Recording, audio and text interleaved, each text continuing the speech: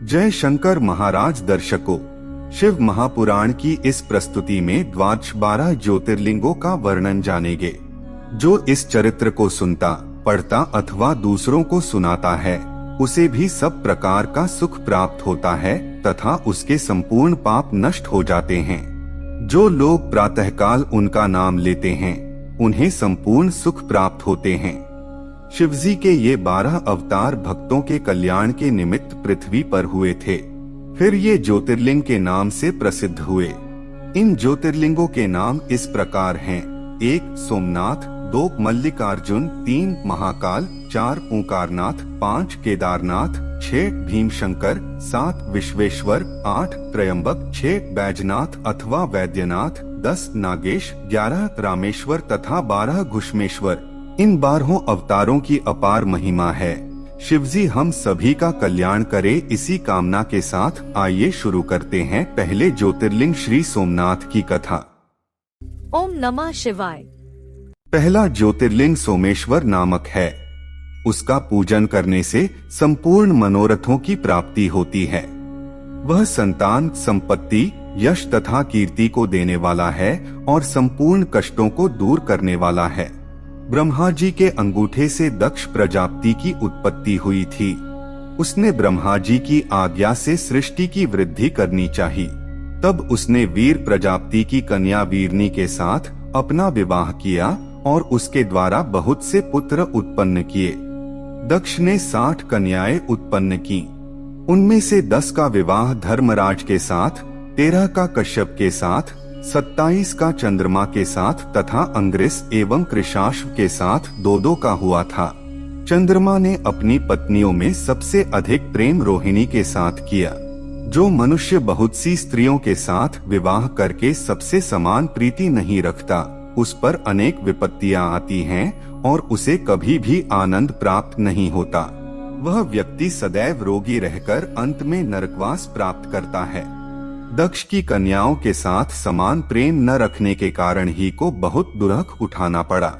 पहले का वृत्तांत यह है कि जब अन्य कन्याओं ने यह देखा कि चंद्रमा रोहिणी के समान उन पर प्रीति नहीं रखता है, तो वे सब रोती पीटती अपने दक्ष के समीप गईं और उन्हें सब वृत्तांत कह सुनाया। उस समय दक्ष ने चंद्रमा को बुलाकर समझाते हुए यह कहा: हे चंद्रमा, सब स्त्रियों पर एक जैसा प्यार रखना चाहिए। चंद्रमा उस समय तो दक्ष प्रजापति की बात मानकर चला और कुछ दिनों तक सभी स्त्रियों पर एक जैसा प्रेम भी रखा, परंतु थोड़े दिनों बाद ही वह रोहिणी से और अधिक प्रेम करने लगा। तब दक्ष की अन्य कन्याएं फिर अपने पिता के पास आकर रोने लगीं। यह देखकर दक्ष ने चंद्रमा को दोबारा अपने पास बुलाकर कहा: हम तुझे यह शाप देते हैं कि तुझे क्षय रोग हो जाए। उस रोग के कारण तू भोगविलास के मतलब का ही नहीं रहेगा। इस शाप के लगते ही चंद्रमा को क्षय रोग हो गया, उसका तेज नष्ट हो गया। उस समय चंद्रमा की सभी स्त्रियां और अधिक दुखी हुई।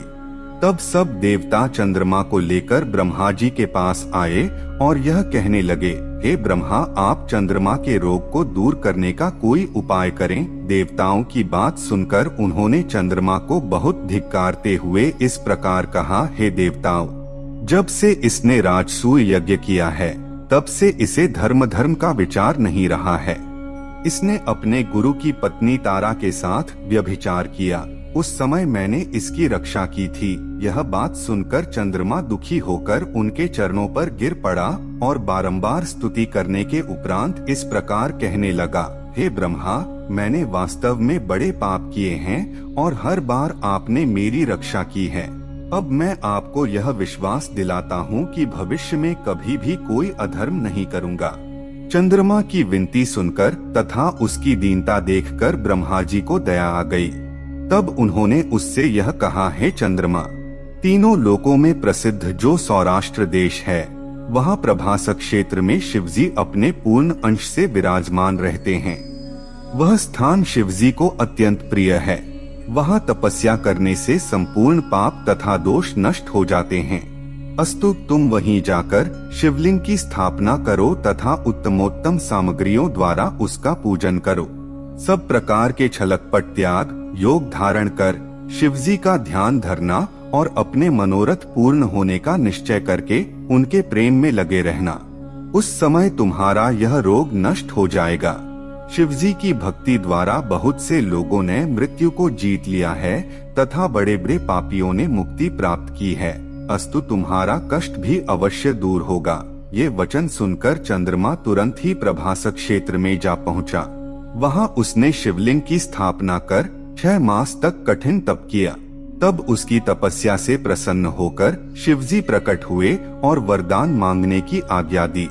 उस समय चंद्रमा ने उन्हें प्रणाम करके स्तुति करते सुनकर हुए यह कहा, हे प्रभु, आप मेरे क्षय रोग को दूर कर दें तथा यह वर दें कि मुझे आपकी भक्ति सदैव प्राप्त हो। चंद्रमा की प्रार्थना सुनकर शिवजी ने उत्तर दिया, हे चंद्रमा, दक्ष का शाप पूर्ण रूप से तो नष्ट नहीं हो सकता, पर हम तुम्हें यह वर देते हैं कि तुम प्रतिमास क्रमानुसार घटाबड़ा करोगे और संसार में सुयश प्राप्त करोगे। शिवजी की इस आज्ञा को शिरोधार्य करते हुए चंद्रमा ने फिर कहा, हे प्रभु, अब आप लिंग रूप होकर इसी स्थान पर स्थित हो जाइए और अपनी शक्ति को भी यहीं प्रतिष्ठित करने की कृपा कीजिए। जिस समय चंद्रमा शिवजी से यह प्रार्थना कर रहा था, उसी समय ब्रह्मा तथा विष्णु भी वहां जा पहुँचे और चंद्रमा की इच्छानुसार यह कहने लगे कि हे शिवजी, आप चंद्रमा की प्रार्थना स्वीकार कर इस स्थान पर शक्तिस्थित लिंग रूप से अवश्य प्रतिष्ठित हों। तब सब लोगों की प्रार्थना स्वीकार कर शिवजी अपने पूर्ण अंश से गिरिजा सहित उसी स्थान पर प्रतिष्ठित हो गए।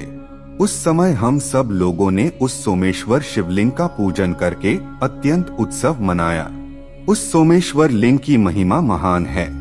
सोमेश्वर शिवलिंग जहाँ स्थापित है, उसी के समीप ही चंद्रमा का बनाया हुआ एक कुंड है। सोमेश्वर शिवलिंग का यह चरित्र अत्यंत आनंद प्रदान करने वाला है। देवता, ऋषि, मुनि, वेद तथा पुराण इस बात को एक स्वर से कहते हैं कि सोमेश्वर शिवलिंग का पूजन करने से आवागम का भय नहीं रहता। जो मनुष्य इस चरित्र को सुनता है अथवा सुनाता है, उस पर भी शिवजी अत्यंत कृपा रखते हैं। ओम नमः शिवाय। दूसरा ज्योतिर्लिंग है मल्लिकार्जुन ज्योतिर्लिंग। जिस समय शिवजी के पुत्र स्कंदजी संसार की परिक्रमा करके कैलाश पर्वत पर आए, उस समय नारद ने उन्हें गणपति के अधिकार का सभी वृत्तांत कह सुनाया। तब स्कंद अत्यंत दुखी हो अपने माता पिता को प्रमाण करने के उपरांत अप्रसन्न हो क्रौचगिरी को चले गए। यद्यपि शिवगिरिजा ने उन्हें बहुत समझाया, परंतु उन्होंने किसी भी प्रकार कैलाश पर रहना स्वीकार नहीं किया। उस समय गिरिजा ने पुत्र वियोग में बहुत विलाप किया। तब शिवजी ने गिरिजा को धैर्य बंधाते हुए यह कहा, हे गिरिजे, तुम चिंता मत करो, तुम्हारा पुत्र शीघ्र ही तुम्हारे पास लौट आवेगा। यह सुनकर गिरिजा बोली, हे प्रभु, आप देवताओं आदि को मेरे पुत्र को मनाने के लिए भेजिए। यदि वह यहाँ नहीं आया तो हम और आप स्वयं ही उसके पास चलकर रहेंगे। गिरिजा को इस प्रकार दुखी देखकर शिवजी ने देवताओं तथा मुनियों को स्कंदजी के पास भेजा, परंतु स्कंदजी किसी भी प्रकार लौटकर नहीं आए। जब यह समाचार शिवगिरिजा को मिला तो वे पुत्र वियोग से व्याकुल हो स्वयं ही उनके पास चल दिए। जिस समय स्कंदजी ने अपने माता पिता के आगमन का समाचार सुना तो वे अपने स्थान से 3 योजन दूर हटकर चले गए ताकि उनसे भेंट न हो सके। स्कंदजी के ऐसे हठ को देखकर शिवगिरिजा भी उनके पास नहीं गए और ज्योतिरूप होकर उसी स्थान पर स्थित हो गए। वही ज्योतिर्लिंग मल्लिकार्जुन के नाम से संसार में प्रसिद्ध है। प्रत्येक पर्व में शिवगिरिजा अपने पुत्र से भेंट करने हेतु उस स्थान पर जाया करते हैं। प्रत्येक 15वें दिन शिवजी तथा प्रत्येक पूर्णमासी को गिरिजा वहां आती हैं, परंतु उन दोनों में से कोई वहां सदैव के लिए नहीं ठहरता। मल्लिकार्जुन शिवलिंग 12 ज्योतिर्लिंगों में से दूसरा है। उसके दर्शन करने से सब प्रकार के आनंद प्राप्त होते हैं। उसकी महिमा तीनों लोकों में प्रकट है। इस कथा को पढ़ने सुनने से भी सब प्रकार का आनंद प्राप्त होता है। ओम नमः शिवाय। तीसरा ज्योतिर्लिंग है महाकालेश्वर। उज्जैनी नगरी में एक शिव भक्त ब्राह्मण रहा करता था। वह सदैव भस्म धारण करता, रुद्राक्ष पहनता, शिवजी के नाम का स्मरण करता तथा उन्हीं की निष्काम भक्ति में संलग्न रहता था। उस ब्राह्मण के 4 पुत्र थे, जिनके नाम इस प्रकार हैं: देवप्रिय, प्रियमेवा, सुकृत तथा धर्मवादी। ये चारों लड़के भी शिवजी के परम भक्त थे। उन्हीं दिनों दूषण नामक एक असुर अत्यंत बलवान तथा तीनों लोगों को दुख देने वाला उत्पन्न हुआ।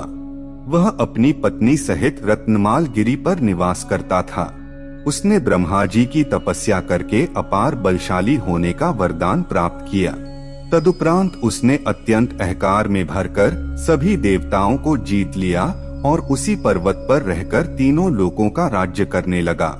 उसने सब धर्म मिटाकर अनेक प्रकार के पाप फैलाए तथा देवता, ऋषि मुनि ब्रह्मा जी के पास आकर इस प्रकार कहने लगे: हे ब्रह्मा, आप इस दैत्य से हमारी रक्षा करने का उपाय करें। तब ब्रह्मा जी ने उन्हें संबोधित करते हुए कहा: हे देवताओं, मैंने उस दैत्य को वर दिया है, मैं तो उसका अपकार नहीं करूँगा। इतना कहकर ब्रह्मा जी सब देवता तथा मुनियों को साथ ले शिवजी के समीप जा पहुँचे तथा उन्हें दंडवत स्तुति करने के उपरांत बोले: हे प्रभु, दूषण नामक दैत्य संसार में बहुत उपद्रव मचा रहा है। आप दैत्यों का नाश करने में प्रसिद्ध हैं। अस्तु हम लोगों पर कृपा करके अब आप उसका शीघ्र संहार कीजिए। इस प्रार्थना को सुनकर शिवजी ने कहा: हे देवताओं, तुम लोग अपने अपने स्थान को लौट जाओ, हम उस दैत्य का नाश कर देंगे। जब वह दैत्य हमारे उज्जैनी निवासी भक्त ब्राह्मण तथा उसके पुत्रों को कष्ट पहुंचाएगा, तब हम उसे मार डालेंगे। शिवजी की यह आज्ञा सुनकर सब लोग अपने अपने स्थान को लौट गए। कुछ समय बाद शिवजी की माया से दूषण के मन में यह विचार उत्पन्न हुआ कि मुझे शिव भक्तों तथा देवताओं को दुख पहुंचाना चाहिए। तब वह स्वयं एक विशाल सेना लेकर शिव भक्तों का वध करने के निमित्त उज्जैनी में जा पहुंचा, क्योंकि उसने यह सुना था कि उज्जैनी पुरी में बहुत से शिव भक्त निवास करते हैं। वहां पहुंचकर उसने पुरी को चारों ओर से घेर लिया तथा सब लोगों को दुख पहुंचाना आरंभ कर दिया। उसके उपद्रवों को देखकर जब लोग व्याकुल हो अपना घर छोड़कर बाहर को भागे, तो दैत्यों ने उन्हें पकड़कर मार डाला। उस दैत्य के उपद्रवों को देखकर भी शिवजी के भक्त अपने स्थान से हटकर बाहर नहीं निकले, क्योंकि उन्हें यह विश्वास था कि शिवजी हमारी सहायता एवं रक्षा करेंगे। यह देखकर वह दैत्य शिव भक्तों के स्थान पर पहुंचकर उन्हें मार डालने के लिए अपने दैत्यों को आज्ञा देने लगा। शिवजी के भक्तों को उस समय भी कोई चिंता नहीं हुई। तब शिवजी वे यह चरित्र किया कि जिस स्थान पर शिव भक्त ब्राह्मण बैठे हुए पार्थिव पूजन कर रहे थे, उसके चारों ओर की पृथ्वी अचानक ही फूट गई और वहां एक भारी गड़ा हो गया। उस समय पृथ्वी फटने से ऐसा महाभयानक शब्द हुआ जिसको सुनकर तीनों लोग कांपने लगे। उस दृश्य को देखकर भी दूषण को कोई चिंता नहीं हुई और वह गड्ढे के भीतर घुसकर ब्राह्मणों के पास जा पहुंचा। उस समय शिवजी वहां प्रकट हो गए और अत्यंत क्रोध में भरकर दूषण से इस प्रकार कहने लगे: अरे मूर्ख, हम अपने भक्तों के रक्षक हैं, हम महाकाल हैं, इसलिए उचित है कि अब अपने पांव आगे मत बढ़ा। शिवजी के मुख से यह वचन सुनकर भी जब वह दैत्य नहीं माना और कुछ आगे को बढ़ा, तो उसी समय शिवजी ने एक जोर की हुंकार भरी, जिससे महाभयानक अग्नि प्रकट हुई। दूषण अपने साथियों सहित उस अग्नि में जलकर भस्म हो गया। उस समय शिवजी के दर्शन पाकर वह ब्राह्मण अपने चारों पुत्रों सहित अत्यंत प्रसन्न हो स्तुति करने लगा। देवताओं ने दुंदुभी बजाई तथा आकाश से पुष्प वर्षा हुई। सब लोग उच्च स्वर से शिवजी की स्तुति करने लगे। तदुपरांत उस ब्राह्मण ने शिवजी की प्रार्थना करते हुए यह कहा: हे प्रभु, आपने यहाँ प्रकट होकर अपने भक्तों को कृतार्थ कर दिया है। अब मेरी यह अभिलाषा है कि आप इसी गर्त में गिरिजाजी तथा अपने गणों सहित स्थित हों। यह दूषण नामक दैत्य संसार के लिए कालस्वरूप था, अतः आप उसको नष्ट करने वाले महाकाल हैं। आप इसी महाकाल के नाम से संसार में प्रसिद्ध हो और आपकी पूजा करने वाले अपने सभी मनोरथों को प्राप्त किया करें। ब्राह्मण की इस प्रार्थना को शिवजी ने स्वीकार कर लिया। तब वे ब्राह्मण द्वारा स्थापित लिंग मूर्ति में अपने पूर्णाश द्वारा महाकाल नाम से स्थित हुए। उस समय उस ब्राह्मण तथा उसके पुत्रों ने, ब्रह्मा जी ने, विष्णु जी ने तथा अन्य सब देवताओं एवं ऋषि मुनियों ने महाकाल ज्योतिर्लिंग का पूजन किया। तदुपरांत सब लोग अपने अपने लोक को चले गए। इस कथा को जो कोई सुनता अथवा सुनाता है उसे भी अत्यंत आनंद प्राप्त होता है। महाकाल का पूजन करने पर संसार में कोई वस्तु दुर्बल नहीं रहती। महाकाल के सेवकों को धन, स्त्री, पुत्र, यश, कीर्ति आदि की प्राप्ति होती है तथा सभी रोग नष्ट होकर आयु बढ़ती है। राजा चंद्रसेन तथा श्रीकर की विपत्ति भी महाकाल की सेवा से दूर हो गई थी। पुरातन काल में उज्जैनी पुरी में एक चंद्रसेन नामक राजा राज्य करता था। यह राजा शिवजी का परम भक्त था तथा महाकाल की अत्यंत सेवा किया करता था। शिवजी के गण मणिभद्र से उस राजा की मित्रता हो गई। तब मणिभद्र ने प्रसन्न होकर उसे एक चिंतामणि दी, जिसके दर्शन, स्पर्श, श्रवण तथा ध्यान मात्र से ही संपूर्ण दुख दूर हो जाया करते थे। उस मणि का प्रकाश सूर्य के समान फैलता था। जिस समय राजा चंद्रसेन उस मणि को पहन लेता, उस समय वह सूर्य के समान दिखाई देता था। जब अन्य राजाओं ने उस मणि की ऐसी प्रशंसा सुनी तो उन्होंने अपने मन में यह इच्छा की कि हम उस मणि को स्वयं प्राप्त कर लें। इस प्रकार सब राजा उसके शत्रु बन गए। तब एक दिन पृथ्वी भर के राजाओं ने सम्मिलित होकर राजा चंद्रसेन के ऊपर चढ़ाई कर दी और उसकी नगरी को चारों ओर से घेर लिया। उस दशा में भी राजा चंद्रसेन अत्यंत दृढ़ता पूर्वक महाकाल की सेवा में लगा रहा। उस समय महाकाल शिवजी ने यह चरित्र किया कि एक गोपी अपने 5 वर्ष के बालक को साथ लेकर राजा चंद्रसेन के पास पहुंची और उसकी पूजा को देखने लगी। उस समय गोपी के पुत्र के हृदय में भी शिवलिंग की पूजा करने की अभिलाषा हुई। तब वह एक पत्थर को एक स्थान पर स्थापित कर अपनी बुद्धि के अनुसार उसका पूजन करने लगा। वह बालक शिवजी को प्रणाम करता हुआ आनंद विभोर हो नृत्य करने लगा। जब उसकी माता ने उसे भोजन करने के लिए बुलाया तो वह उसके पास न जाकर शिवजी की पूजा करता रहा। यह देखकर गोपी ने उसे बहुत मारा और हाथ पकड़कर अपने निकट खींचा, परंतु वह बालक शिवजी के प्रेम में डूबकर अपने स्थान से टस से मस न हुआ। यह देखकर उसकी माता ने उसके शिवलिंग को उठाकर बहुत दूर फेंक दिया और क्रोध में भरकर उसे बहुत ताड़ना दी। उस समय वह बालक मूर्छित होकर पृथ्वी पर गिर पड़ा। जब उस बालक की मूर्छा टूटी तो उसने एक अपूर्व दृश्य देखा। उसने यह देखा कि एक अति सुंदर शिवालय बना है, जिसमें अनेक प्रकार के रत्न एवं मणियां जड़ी हुई हैं। सिंहासन के ऊपर भगवान सदाशिव विराजमान हैं। इस दृश्य को देखकर वह बालक अत्यंत प्रसन्न हुआ और शिवजी को प्रणाम करके उनकी स्तुति करने लगा। फिर वह अपनी माता के अपराध की क्षमा मांगते हुए इस प्रकार कहने लगा, हे प्रभु, मेरी माता मूर्ख तथा अनपढ़ है। आप उस पर क्रोध न करें। मुझे आपकी पूजा द्वारा जो फल प्राप्त हुआ हो उसके बदले में केवल यह चाहता हूँ कि आप मेरी माता का अपराध क्षमा कर दें। इस दृश्य को देखने के उपरांत वह बालक संध्या होने पर जब अपने घर को चला तो यह देखा कि मार्ग में इंद्रलोक के समान एक अत्यंत सुंदर नगर बसा हुआ है। उस नगर में सभी भवन स्वर्ण निर्मित हैं तथा उनमें चारों ओर मणि, मुक्ता आदि रत्न जड़े हुए हैं। उन सब भवनों में उसकी माता का भवन अत्यंत सुंदर है। उस भवन के बीच में एक रत्नस्थित शैया रखी हुई है, जिसके ऊपर श्वेत वस्त्र बिछे हुए हैं तथा उस शैया के ऊपर उत्तमोत्तम वस्त्राभूषणों से अलंकृत उसकी माता गोपी शयन कर रही है। उस समय उस गोपी का शरीर अत्यंत सुंदर और प्रकाशवान था। तब उस बालक ने अपनी माता के पास पहुंचकर उसे नींद से जगाया। जब गोपी ने उठकर उस अद्भुत चरित्र को देखा तो पहले तो उसे अत्यंत आश्चर्य हुआ, तदुपरांत उसने अपने पुत्र को प्रेमपूर्वक हृदय से लगा लिया। फिर उस सभी वैभव को शिवजी की कृपा समझकर उसने राजा चंद्रसेन के पास सब वृत्तांत कहला भेजा। राजा चंद्रसेन यह समाचार सुनकर अपने मित्रों सहित उस नगर को देखने के लिए पहुंचा। वहां अत्यंत प्रेम मग्न होकर उसने बहुत उत्सव मनाया।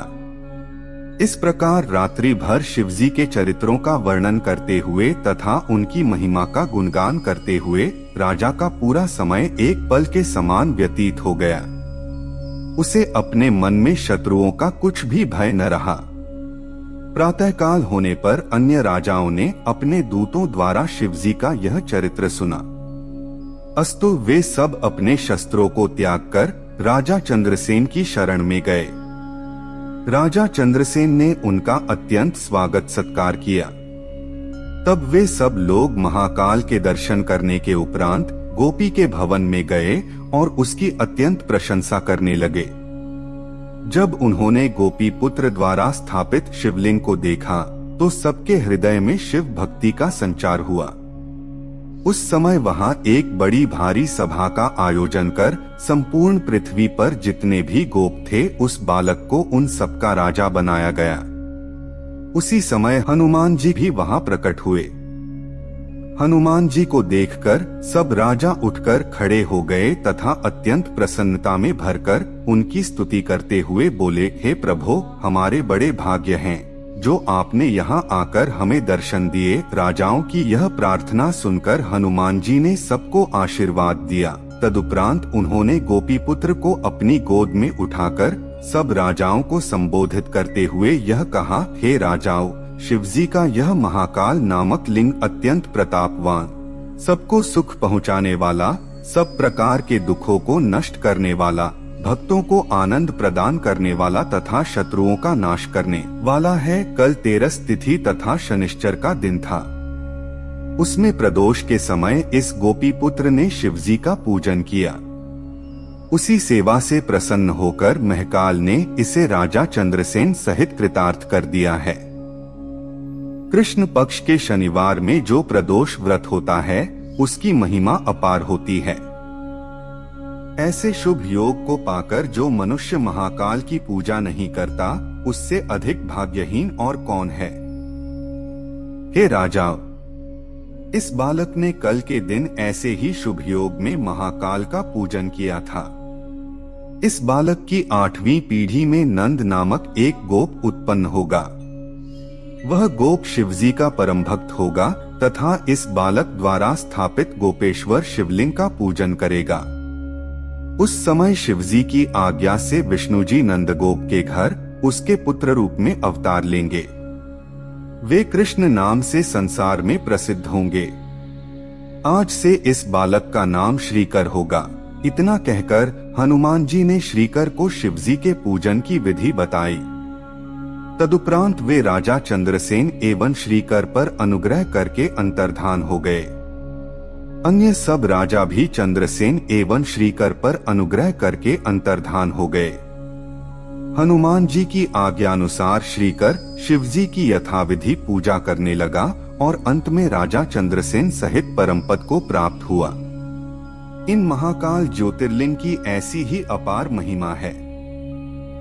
जो प्राणी इस परम पुनीत चरित्र को पढ़ता, सुनता अथवा दूसरों को सुनाता है उसे भी दोनों लोकों में आनंद प्राप्त होता है। ओम नमः शिवाय। चौथा है ओमकारेश्वर ज्योतिर्लिंग है। यह मध्य प्रदेश में ही नर्मदा के तट पर स्थित ही एक समय नारद गोकर्ण क्षेत्र में गए थे। वहां उन्होंने तीर्थ स्नान कर महाबल शिवलिंग का पूजन किया। तदुपरांत वे अन्य शिवलिंगों के दर्शन करते हुए रेवा नदी, जिसे नर्मदा कहकर भी पुकारा जाता है और जो शिवजी की पुत्री रूप में प्रसिद्ध है, तट पर जा पहुँचे। रेवा का दर्शन करने मात्र से ही संपूर्ण पाप तथा दुख नष्ट हो जाते हैं। तीनों लोकों में गंगा नदी को सर्वोपरि कहा गया है क्योंकि उसमें स्नान करने से महानु सुख प्राप्त होता है।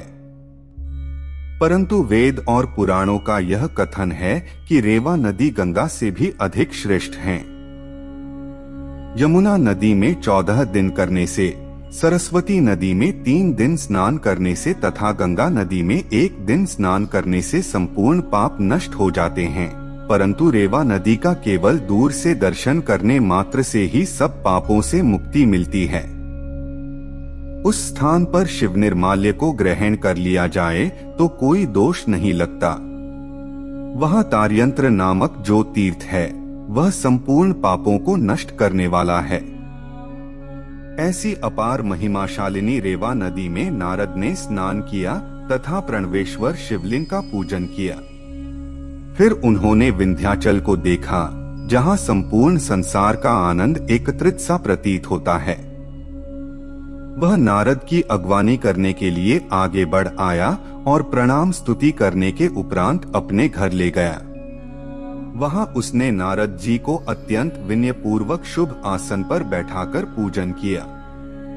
फिर हाथ जोड़कर इस प्रकार कहने लगा, ब्रह्मर्षि, आज आपके आगमन से मैं कृतार्थ है गया हूँ।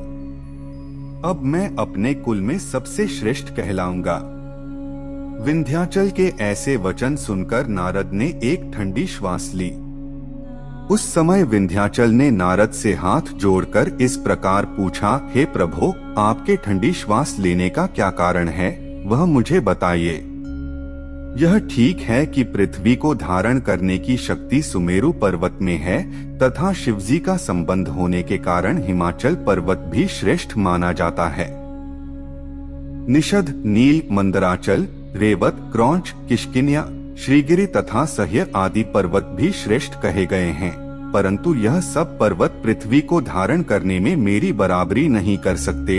इस बात को आप सत्य समझें। विंध्याचल के ऐसे अभिमानपूर्ण वचन सुनकर नारद ने अपने मन में विचार किया कि इस पर्वत को अहंकार हो गया है। भला श्रीगिरि पर्वत से अधिक उत्तम और कौन सा पर्वत है जिसके शिखर को देखने मात्र से ही परमपद की प्राप्ति होती है। परंतु जब यह विंध्याचल स्वयं अपनी प्रशंसा इस प्रकार कर रहा है तो मैं इससे क्या कहूँ। मन में इस प्रकार विचार करके उन्होंने विंध्याचल से कहा, हे विंध्याचल, तुम्हारा कथन सत्य है, परंतु सुमेरु पर्वत तुम्हें अपने सम्मुख कुछ भी नहीं गिनता। उस समय विंध्याचल पर्वत अपने मन में चिंतित होकर यह विचार करने लगा कि मैं सुमेरु पर्वत से किस प्रकार बदला लेकर अपनी महिमा को सबसे महान सिद्ध करूं। बहुत कुछ सोचने के उपरांत उसने यह निश्चय किया कि यदि मैं शिवजी की शरण में जाकर उनके उपदेशानुसार आचरण करूं तो मेरी विजय हो सकती है। यह विचार करके विंध्याचल पर्वत रेवा नदी के तट पर पहुंचा, जिस स्थान पर ओंकारेश्वर शिवलिंग विराजमान है तथा जहां से रेवा नदी निकली है, वहां विंध्याचल ने अमरेश्वर नामक शिवलिंग की स्थापना की। 6 महीने तक विंध्याचल शिवजी के ध्यान एवं पूजन में निरंतर लगा रहा। तब शिवजी प्रसन्न होकर उसके सम्मुख अपने मुख्य लक्षणों सहित प्रकट हुए तथा वरदान मांगने के लिए कहने लगे। भगवान सदाशिव के उस शुद्ध स्वरूप को देखकर विंध्याचल ने प्रणाम करने के उपरांत कहा, हे प्रभु, मैं आपकी शरण में आया हूँ।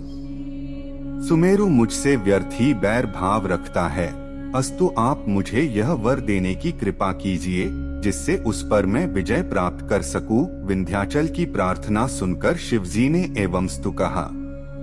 उस समय वहां सब देवता तथा मुनि भी आकर एकत्र हो गए और शिवजी से प्रार्थना करने लगे कि आप कृपा करके लिंग रूप से यहीं पर स्थित होइए। शिवजी इस प्रार्थना को स्वीकार कर उस लिंग में प्रविष्ट हो गए जिसे विंध्याचल ने स्थित किया था। शिवजी ने पूर्णाश से जिस लिंग में वास करना स्वीकार किया उसका नाम तारेश्वर प्रसिद्ध हुआ। तभी वहां शिवजी के अंश से एक अन्य लिंग की उत्पत्ति भी हुई जो प्रणवेश्वर के नाम से प्रसिद्ध हुआ। उस समय वहां बड़ा भारी उत्सव मनाया गया। तदुपरांत शिवजी सहित सब देवता तथा मुनि अपने अपने स्थान को चले गए। इस प्रकार शिवजी से वरदान पाकर विंध्याचल अपने घर आया और अपने मन में विचार करता हुआ यह कहने लगा कि सुमेरु पर्वत के अहंकार का कारण केवल यही है कि सूर्य तथा चंद्रमा अन्य नक्षत्रों सहित उसकी परिक्रमा करते हैं। अस्तु, मैं उसका अहंकार दूर करने के लिए आज इतना अधिक बढ़ूंगा कि सूर्य को चलने से ही रोक दूंगा। इस प्रकार निश्चय करके विंध्याचल पर्वत ने बढ़ना शुरू कर दिया और इतना बढ़ा कि उसने सूर्य की गति को रोक दिया। सूर्य की गति रुक जाने से इंद्रलोक तथा कुबेर लोक में उष्णता बढ़ गई। इन दोनों लोकों में सूर्य की किरणें एकत्रित होकर गिरने लगी। तब वहां के सब लोग उन किरणों की अग्नि में जलने लगे। एक ओर तो यह दशा थी और दूसरी ओर वरुण लोक तथा यम लोक में घोर अंधेरा छा गया, जिसके कारण वहां के सभी निवासी अत्यंत व्याकुल हुए। इस प्रकार सूर्य की गति रुक जाने से तीनों लोग अत्यंत दुखी हुए। तब सभी देवता, ऋषि, मुनि आदि मिलकर ब्रह्मा जी के पास आए और इस प्रकार कहने लगे कि हे पिता, आप किसी उपाय से हम लोगों की रक्षा करने की कृपा करें। तब उन्होंने उन्हें उत्तर देते हुए यह कहा, हे देवताओं तथा मुनियों, विंध्याचल पर्वत ने सुमेरु पर्वत पर विजय प्राप्त करने के हेतु रेवा नदी के तट पर स्थित प्रणवेश्वर लिंग की अत्यंत पूजा की है और स्वयं भी एक लिंग की स्थापना की है। अस्तु, अब तुम सब लोग मिलकर रेवा नदी के तट पर जाओ और प्रणवेश्वर शिवलिंग का पूजन करो। ब्रह्मा जी की यह बात सुनकर सब देवता, मुनि आदि प्रणवेश्वर शिवलिंग का पूजन करने गए। उस समय शिवजी ने उनकी सेवा से प्रसन्न होकर दर्शन दिया और यह कहा, हे देवताओं, हम तुम्हारी सेवा से अत्यंत प्रसन्न हुए हैं। अब हम तुम्हें यह उपाय बताते हैं कि तुम काशीपुरी में जाकर अगस्त्य मुनि से यह सब वृत्तांत कहो, वे तुम्हारे कार्य को अवश्य कर देंगे। भगवान सदाशिव इतना कहकर अंतर्धान हो गए। तब देवताओं ने अगस्त्य जी के समीप पहुंचकर उन्हें प्रणाम किया। अगस्त्य ऋषि ने जब उनसे आने का कारण पूछा, उस समय बृहस्पति ने उन्हें उत्तर देते हुए बताया, हे मुनिश्रेष्ठ, विंध्याचल ने ऊंचा बढ़कर सूर्य की गति को भी रोक दिया है। अस्तु, आप ऐसा उपाय करने की कृपा करें जिससे तीनों लोगों का दुख दूर हो। देवताओं की यह प्रार्थना सुनकर अगस्त्य जी विंध्याचल के पास जा पहुँचे। अगस्त्य मुनि के दर्शन पाते ही विंध्याचल ने अपने मन में अत्यंत भयभीत हो हाथ जोड़कर इस प्रकार कहा, हे प्रभु, आप मुझे अपना सेवक जानकर कोई आज्ञा दीजिए, मैं उसका अवश्य पालन करूंगा। यह सुनकर अगस्त्य जी ने उससे कहा, हे विंध्याचल, हम दक्षिण दिशा की ओर जा रहे हैं। अस्तु, जब तक लौटकर न आवें, तब तक तुम और अधिक ऊपर न बढ़कर नीचे बने रहो। विंध्याचल ने इस बात को स्वीकार कर लिया। तब अगस्त्य जी दक्षिण दिशा की ओर चल दिए और वहां से फिर कभी भी लौटकर नहीं आए। इस प्रकार तीनों लोगों का दुख दूर हो गया। जो मनुष्य इस चरित्र को पढ़ता, सुनता अथवा सुनाता है, उसे दोनों लोकों में आनंद मिलता है। ओम नमः शिवाय। पांचवा ज्योतिर्लिंग है केदारनाथ। ब्रह्मा जी का पुत्र स्वयंभुव मनु अत्यंत प्रतापी हुआ। उसने मनुस्मृति बनाकर धर्म नीति संबंधी संपूर्ण विवादों को दूर कर दिया। उसने 3 कन्या तथा 2 पुत्रों को जन्म दिया, जिनके द्वारा बहुत सी संतानें हुई। उसके एक पुत्र का नाम उत्तानपाद तथा दूसरे का प्रियव्रत था। प्रियव्रत ने अपने रथ पर चढ़कर सूर्य के समान समस्त संसार का भ्रमण किया तथा सब द्वीपों एवं समुद्र का विभाजन किया। उसके घर में 7 पुत्र उत्पन्न हुए। तब उसने ब्रह्मा जी की आज्ञानुसार अपने 7 पुत्रों को एक एक द्वीप का स्वामी बना दिया और स्वयं शिवजी की सेवा में संलग्न होकर परमपद को प्राप्त किया। उसका सबसे बड़ा लड़का अग्निज नामक था। वह जम्बू द्वीप का स्वामी बना। अग्नि से नाभि नामक पुत्र की उत्पत्ति हुई। नाभि ने ऋषभदेव को जन्म दिया। ऋषभदेव के 100 पुत्र उत्पन्न हुए, जिनमें सबसे बड़े पुत्र का नाम भरत था। भरत चक्रवर्ती राजा हुआ। नाभि के अन्य पुत्रों में से 9 बालक नारद की सम्मति मानकर योगी हो गए तथा 81 बालक सिद्ध हुए। भरत तीनों लोकों में अत्यंत यशस्वी हुआ। उसके जितने बालक थे वे जिस जिस खंड के राजा हुए वह खंड उन्हीं के नाम से प्रसिद्ध हुआ। स्वयंभुव मनु की आकृति नामक बड़ी पुत्री का विवाह रुचि नामक मुनि के साथ हुआ था। रुचि ने संतान प्राप्ति के हेतु विष्णु जी का बड़ा तप किया। जब विष्णु जी ने दर्शन देकर उनसे वरदान मांगने के लिए कहा तब रुचि ने उनसे यह प्रार्थना की कि हे प्रभु, मैं आपके समान पुत्र चाहता हूँ। विष्णु जी उसकी प्रार्थना स्वीकार कर अंतर्धान हो गए। तदुपरांत विष्णु जी ने स्वयं ही आकृति के उदर से 2 रूपों में जन्म लिया। उन दोनों बालकों का नाम नर और नारायण रखा गया। रुचि तथा आकृति ने उन दोनों को विष्णु का अवतार जानकर दीक्षा दी। तदुपरांत वे दोनों नर और नारायण तपस्या करने के हेतु हिमाचल पर्वत पर जा पहुंचे। हिमाचल की जो शाखा केदार नाम से प्रसिद्ध है वहां दोनों ने अत्यंत कठिन तप किया। वे शिवजी का पार्थिव पूजन तथा अखंड ध्यान धरते रहते थे। तब शिवजी ने प्रसन्न होकर उन्हें अपना दर्शन दिया। नरनारायण ने उनकी बहुत स्तुति की तथा यह कहा, हे प्रभु, आप हमें अपनी भक्ति प्रदान करने की कृपा करें। नरनारायण की स्तुति से प्रसन्न होकर शिवजी बोले, हे नरनारायण, अब तुम्हारी जो इच्छा हो वह वर हमसे मांग लो। यह सुनकर नरनारायण ने कहा, हे प्रभु, आप इसी स्थान पर अपने पूर्ण अंश से स्थित रहें तथा हमें अपने चरणों की भक्ति प्रदान करने की कृपा करें। इस प्रार्थना को स्वीकार कर शिवजी उस स्थान पर ज्योतिर्लिंग होकर अपने पूर्ण अंश से स्थित हो गए तथा केदारेश्वर के नाम से प्रसिद्ध हुए। जिस स्थान पर नरनारायण केदारेश्वर शिवलिंग का पूजन करते हुए स्थित हैं, उस स्थान को बद्रीवन भी कहा जाता है। वहां देवता तथा ऋषि मुनि आदि समय समय पर पहुंचकर शिवजी का पूजन करते हैं। केदारेश्वर ज्योतिर्लिंग भरतखंड के निवासियों के संपूर्ण पापों को दूर करने वाला है। उसके दर्शन करने मात्र से ही संपूर्ण मनोकामना सिद्ध हो जाती है।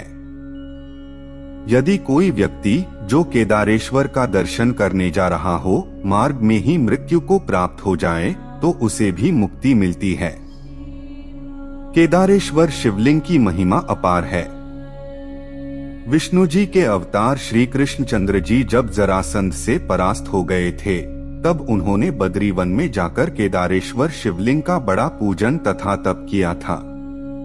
वे 7 महीने तक योग धारण कर केवल एक पांव से खड़े हो शिवजी का ध्यान धरते रहे थे। उस समय शिवजी ने प्रसन्न होकर उन्हें वरदान मांगने के लिए कहा। तब श्री कृष्ण जी ने उनसे अप्रमेय बल की याचना की, जिसे शिवजी ने प्रसन्नता पूर्वक प्रदान किया। जिस समय राजा पांडु के पुत्र पांडव अपने पापों से मुक्ति पाने के हेतु केदारेश्वर शिवलिंग का दर्शन करने पहुंचे थे, उस समय शिवजी भैंसे का रूप धारण कर वहां से भाग चले थे, क्योंकि वे यह नहीं चाहते थे कि ऐसे महापापियों को मुक्त किया जाए। परंतु जब पांडवों ने उनकी अत्यंत विनय की और यह कहा कि आप हमारे पाप को दूर करके कृपा पूर्वक यहीं स्थित रहें, तब शिवजी अपने पिछले धड़ से उसी स्थान पर स्थित रह गए, जिसकी सेवा द्वारा पांडवों के संपूर्ण दुख नष्ट हो गए। शिवजी अगले धड़ से नेपाल में जा पहुँचे और हरिहर रूप धारण कर वहीं स्थित हो गए। जो मनुष्य हरिहर शिव का दर्शन करता है उसके संपूर्ण पाप नष्ट हो जाते हैं। ओम नमः शिवाय। 6वां ज्योतिर्लिंग है भीमा शंकर ज्योतिर्लिंग, जो महाराष्ट्र में ही स्थित है। पूर्व काल में भीम नामक एक अत्यंत बलशाली दैत्य हुआ। उसकी उत्पत्ति कुंभकर्ण के वीर्य द्वारा हुई थी। भीम की माता का नाम करकटी था। वह अपनी माता सहित सह्य नामक पर्वत पर निवास कर तीनों लोगों को तिनके के समान तुच्छ समझ अनेक प्रकार के उपद्रव करने लगा। एक दिन उस दैत्य ने अपनी माता से यह पूछा, हे माता, मेरे पिता का नाम क्या है और तुम यहाँ अकेली क्यों रहती हो? मेरे पिता कहाँ चले गए हैं? जो भी सत्य बात हो उसे मुझे बताओ। अपने पुत्र की बात सुनकर कर्कटी ने उत्तर दिया, हे पुत्र, तुम्हारे पिता का नाम कुंभकर्ण था। वे रावण के छोटे भाई थे। उन्हें दशरथ के पुत्र रामचंद्र ने मार डाला। यह सुनकर कर्कटी ने उसे सीताहरण से लेकर रामचंद्र जी के लंका पहुंचने तथा दैत्यों के वध का वर्णन विस्तार पूर्वक कह सुनाया। फिर यह कहा, हे पुत्र, जब मैं विधवा हो गई तो अपने माता पिता के घर आकर रहने लगी। अपने पिता की मृत्यु का समाचार सुनकर भीम अपने मन में अत्यंत क्रुद्ध हुआ तथा यह विचार करने लगा कि देवताओं ने मेरे साथ बहुत बुरा किया है, जो उन्होंने विष्णु की सहायता लेकर मेरे कुल को नष्ट करा दिया। इसके अतिरिक्त यह नियम भी है कि जो पुत्र अपने पिता का बदला न ले सके उसे अत्यंत नीच समझना चाहिए। अस्तु, अब मैं देवताओं से अपने पिता की मृत्यु का बदला लूंगा। यह विचार कर भीम ने वन में पहुंचकर अत्यंत कठिन तप करना आरंभ कर दिया। भीम के कठिन तप के कारण तीनों लोक जलने लगे। तब सब देवता तथा ऋषिमुनि आदि ब्रह्मा जी की शरण में आए और प्रार्थना करते हुए यह कहने लगे, हे ब्रह्मा, वह दैत्य कुंभकर्ण के वीर्य से उत्पन्न हुआ है और अपने पिता का बदला लेने की इच्छा से उग्र तप कर रहा है। अस्तु, आप उसे वरदान देने की कृपा करें जिससे तीनों लोकों की रक्षा हो जाए। यद्यपि वर प्राप्त हो जाने पर वह हमें दुख ही देगा, तो भी यह बात हम इसलिए कह रहे हैं कि यदि आपने उसे वर नहीं दिया तो उसके उपद्रव करने से पूर्व ही हम सब इस अग्नि में जलकर भस्म हो जाएंगे। देवताओं की प्रार्थना सुनकर ब्रह्मा जी उस दैत्य के पास जा पहुँचे और उसे वर मांगने के लिए कहने लगे। उस समय भीम ने उनकी प्रार्थना करते हुए यह कहा, हे ब्रह्मा, आप मुझे ऐसा अप्रमेय बल देने की कृपा करें जिसके द्वारा मैं अपने पिता के शत्रुओं पर विजय प्राप्त कर सकूं। यह सुनकर ब्रह्मा उसे इच्छित वरदान देकर अपने लोक को लौट आए। तब भीम अत्यंत प्रसन्न हो अपनी माता के पास जाकर यह कहने लगा, हे माता, अब मैं सब देवताओं तथा मुनियों का वध कर डालूंगा। यह कहने के उपरांत उस दैत्य ने एक ऐसा भयानक शब्द किया जिसे सुनकर तीनों लोग कांपने लगे। अस्तु, सब दैत्यों ने उसके पास पहुंचकर उसे अपना राजा बना दिया। तदुपरांत वह दैत्यों की सेना लेकर इंद्र पर चढ़ाई करने के लिए चल दिया। जिस समय वह दैत्य इंद्रलोक में पहुंचा, उस समय सब देवता उसके भय से भयभीत हो विष्णु जी की शरण में गए और उनसे अपनी रक्षा करने की प्रार्थना करने लगे। तब विष्णु जी उन्हें साथ लेकर उस दैत्य से युद्ध करने के लिए गए। विष्णु ने अस्त्र शस्त्रों का प्रयोग किया, परंतु वह किसी भी प्रकार विचलित नहीं हुआ। यह देखकर विष्णु जी ने अत्यंत क्रुद्ध हो अपने हाथ में ब्रह्मास्त्र उठाया। उस समय यह आकाशवाणी हुई, हे विष्णु, तुम इस दैत्य पर विजय प्राप्त नहीं कर सकोगे, अस्तु अपने लोक को लौट जाओ। इस दैत्य का संहार भगवान सदाशिव द्वारा होगा। इस आकाशवाणी को सुनकर विष्णु जी तुरंत अंतर्धान हो गए। तब भीम देवताओं पर विजय प्राप्त कर अपनी सेना सहित घर लौट आया। उसने देवताओं के स्थान पर दैत्यों को प्रतिष्ठित किया और उनके सब रत्न छीन लिए। ब्रह्मा जी ने तथा विष्णु जी ने तथा सब देवताओं ने उस समय शिवजी की शरण में पहुंचकर दंड प्रणाम करने के उपरांत स्तुति करते हुए भीम का सब वृत्तांत कह सुनाया तथा यह प्रार्थना की, हे प्रभो, आपके अतिरिक्त उस दैत्य को अन्य कोई नहीं मार सकता। यह सुनकर शिवजी ने उत्तर दिया, हे देवताओं, जब वह भीम नामक दैत्य कामरूप देश के राजा प्रियधर्म को दुहक पहुंचाएगा, तब हम उसका संहार करेंगे। यह सुनकर सब लोग अपने घर लौट आए।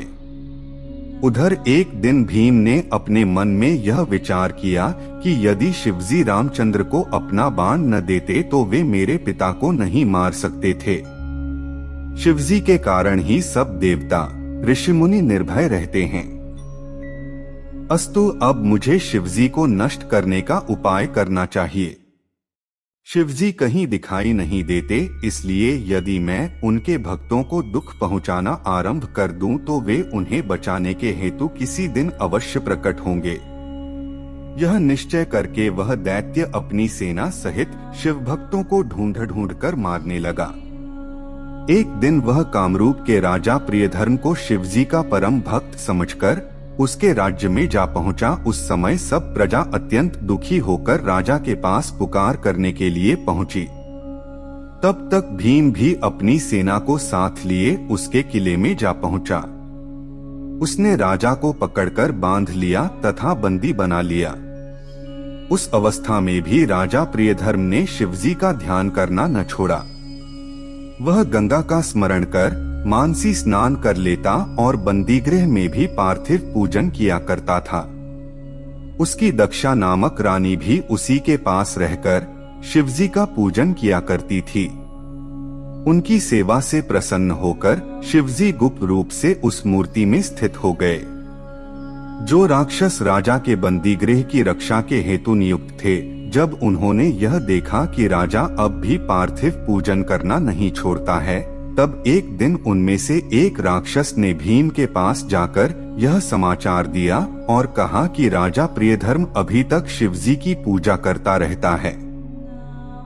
इस समाचार को पाकर भीम अपने हाथ में खड्ग ले अत्यंत क्रोधित हो राजा को मार डालने के लिए उसके पास जा पहुंचा। अस्तु इस प्रकार जब राजा के पास जाकर उसने यह देखा कि उसके सेवक का कहना सत्य है, तो अत्यंत क्रुद्ध होकर राजा से इस प्रकार पूछने लगा, हे राजन, तू क्या कर रहा है? भीम के वचन सुनकर राजा ने उत्तर दिया, हे दैत्यराज, मैं संपूर्ण विपत्तियों को नष्ट करने वाले शिवजी का पूजन कर रहा हूँ। तुम्हारे जो मन में आवे वह करो, परंतु मैं शिवजी की पूजा किसी प्रकार नहीं छोड़ूंगा। यह सुनकर भीम ने हंसते हुए कहा, हे मूर्ख राजन, हम तेरे स्वामी को अच्छी तरह जानते हैं। वह हमारा कुछ भी नहीं बिगाड़ सकता। जब तक वह शिव मेरे सामने नहीं आता, तभी तक तू उसे अपना स्वामी समझकर ढोंग रच रहा है। तुझे चाहिए कि तू इस मूर्ति को उठाकर फेंक दे और मेरी आज्ञानुसार शिव का नाम लेना छोड़ दे।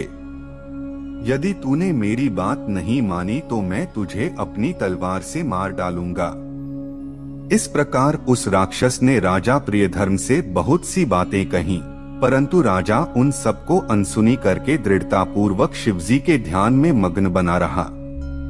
राजा ने यह विचार करके कि शिवजी अपने भक्तों की अवश्य सहायता करते हैं, भीम को उत्तर दिया, अरे राक्षस, मुझे ऐसा प्रतीत होता है कि अब तेरा अंतिम समय निकट आ पहुंचा है। इसीलिए तू शिवजी के प्रति ऐसे अपमानजनक शब्दों का प्रयोग कर रहा है। हे मूर्ख, यदि तू मेरे साथ कोई बुराई करेगा तो शिवजी तुझे जलाकर भस्म कर डालेंगे। राजा की यह बात सुनकर भीम फिर बोला, हे मूर्ख राजा, हम तेरे शिव को बहुत अच्छी तरह जानते हैं। यदि तू इसी समय शिव की पूजा करना नहीं छोड़ता तो यह निश्चय रख कि हमारे हाथ से अभी मार डाला जाएगा। इस पर राजा ने उत्तर दिया, हे दैत्य, तेरे मन में जो आवे वह कर, परंतु मैं शिवजी का पूजन कभी भी नहीं छोड़ूंगा। इन कटु वचनों को सुनकर भीम ने तलवार उठाते हुए कहा, अरे मूर्ख राजा, हमने तुझे विचार करने के लिए बहुत समय दिया, परंतु तू अब भी अपनी हठ पर अड़ा हुआ है। अब हम अपने खड्ग द्वारा तेरा मस्तक काटते हैं। तू अपने शिव का स्मरण कर ले, देखें वह किस प्रकार तेरी रक्षा करता है। कहकर भीम ने जैसे ही अपना खड्ग चलाया, उसी समय शिवजी राजा प्रियधर्म द्वारा स्थापित पार्थिव मूर्ति से प्रकट होकर उसके सामने आ खड़े हुए। जिस समय भीम ने शिवजी के महाभयानक स्वरूप को देखा, उस समय वह अत्यंत भयभीत हो गया।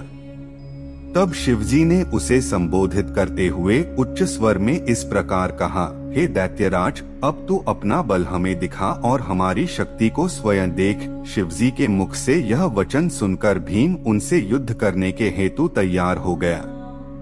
तब शिवजी तो भीम के साथ युद्ध करने लगे और उनके गण दैत्यों के साथ युद्ध करने में प्रवृत्त हुए। वह युद्ध ऐसा भयानक था कि ब्रह्मा जी तथा विष्णु जी आदि देवता भी उसे देखकर आश्चर्य में आ गए।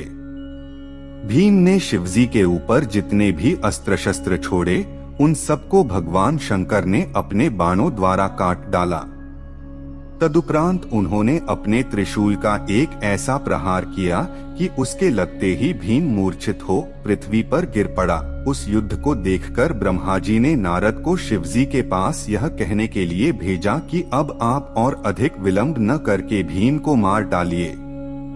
इस संदेश को लेकर जब नारद शिवजी के पास पहुँचे, उस समय शिवजी ने यह उत्तर दिया, हे नारद, तुम देवताओं से जाकर यह कह दो कि हम थोड़ी ही देर में शत्रु को मार डालेंगे।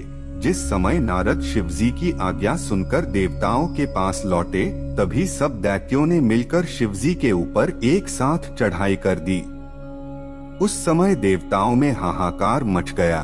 उस समय शिवजी ने अत्यंत क्रुद्ध होकर एक जोर की हुंकार भरी, जिससे ऐसी ज्वाला उत्पन्न हुई कि उसमें पड़कर सभी दैत्य भस्म हो गए। भीम भी उसी अग्नि में जलकर नष्ट हो गया।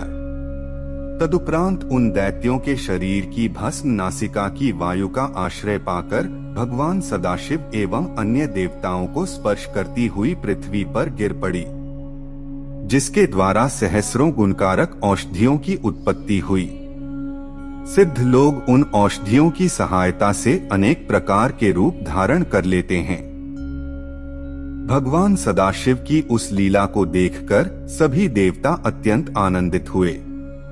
तब उन्होंने हाथ जोड़कर स्तुति करते हुए शिवजी से यह प्रार्थना की, हे प्रभो, आप इस स्थान पर अपने पूर्ण अंश से विराजमान होने की कृपा करें। देवताओं की प्रार्थना पर शिवजी अपने पूर्ण अंश से उस स्थान पर स्थित हुए जहां उन्होंने भीम को जलाकर भस्म कर डाला था। वह लिंग भीमशंकर के नाम से संसार में प्रसिद्ध हुआ। जो भीमशंकर ज्योतिर्लिंग के इस चरित्र को पढ़ता, सुनता अथवा दूसरों को सुनाता है, उसकी संपूर्ण मनोकामनाएं पूर्ण होती हैं। ओम नमः शिवाय। ओम नमः शिवाय। 7वां ज्योतिर्लिंग है विश्वनाथ ज्योतिर्लिंग। काशीपति विश्वनाथ ज्योतिर्लिंग पापों को नष्ट करने वाले तथा मोक्ष प्रदान करने वाले हैं। भगवान विश्वनाथ ब्रह्महत्या का पाप भी दूर कर देते हैं। भगवान सदाशिव का यह वचन है कि निर्गुण सगुण ब्रह्मा में कोई अंतर नहीं है, अस्तु दोनों को ही एक ही रूप समझना चाहिए। जब ब्रह्मा ने सगुण रूप धारण किया तो उन्होंने अपने शरीर द्वारा शक्ति को भी प्रकट किया। इस प्रकार वह एक रूप दो रूपों में विभाजित हो गया। उन्होंने अपनी प्रकृति रूपा शक्ति द्वारा लीला करने के हेतु 5 कोस के विस्तार वाले एक क्षेत्र का निर्माण किया, जिसे आनंदवन, काशी, वाराणसी, अविमुक्त, रुद्र क्षेत्र तथा महाश्मशान आदि अनेक नामों से पुकारा जाता है। वह स्थान शिवजी तथा उनकी शक्ति को अत्यंत प्रिय है। शिव तथा शक्ति ने उस स्थान में बहुत समय तक विहार किया। तदुपरांत उन्होंने यह इच्छा की हम किसी बलवान पुरुष को उत्पन्न करें। अस्तु उन्होंने अपनी बाई भुजा द्वारा एक अत्यंत सुंदर मनुष्य को, जो 4 भुजाएं धारण किए हुए था, उत्पन्न किया। उसने जन्म लेते ही शिवजी को प्रणाम करते हुए पूछा, हे प्रभो, मेरा क्या नाम है और आप मुझे किस कार्य को करने की आज्ञा देते हैं? उस पुरुष की बात सुनकर शिवजी ने कहा, हे पुत्र, तुम तीनों लोकों के स्वामी होने के कारण संसार में विष्णु नाम से प्रसिद्ध होगे। अब तुम कठिन तपस्या करो, जिससे तुम्हारे तेज की और अधिक वृद्धि हो। इतना कहकर शिवजी ने विष्णु जी को श्वास मार्ग द्वारा संपूर्ण वेदों का ज्ञान प्राप्त करा दिया और स्वयं अंतर्धान हो गए।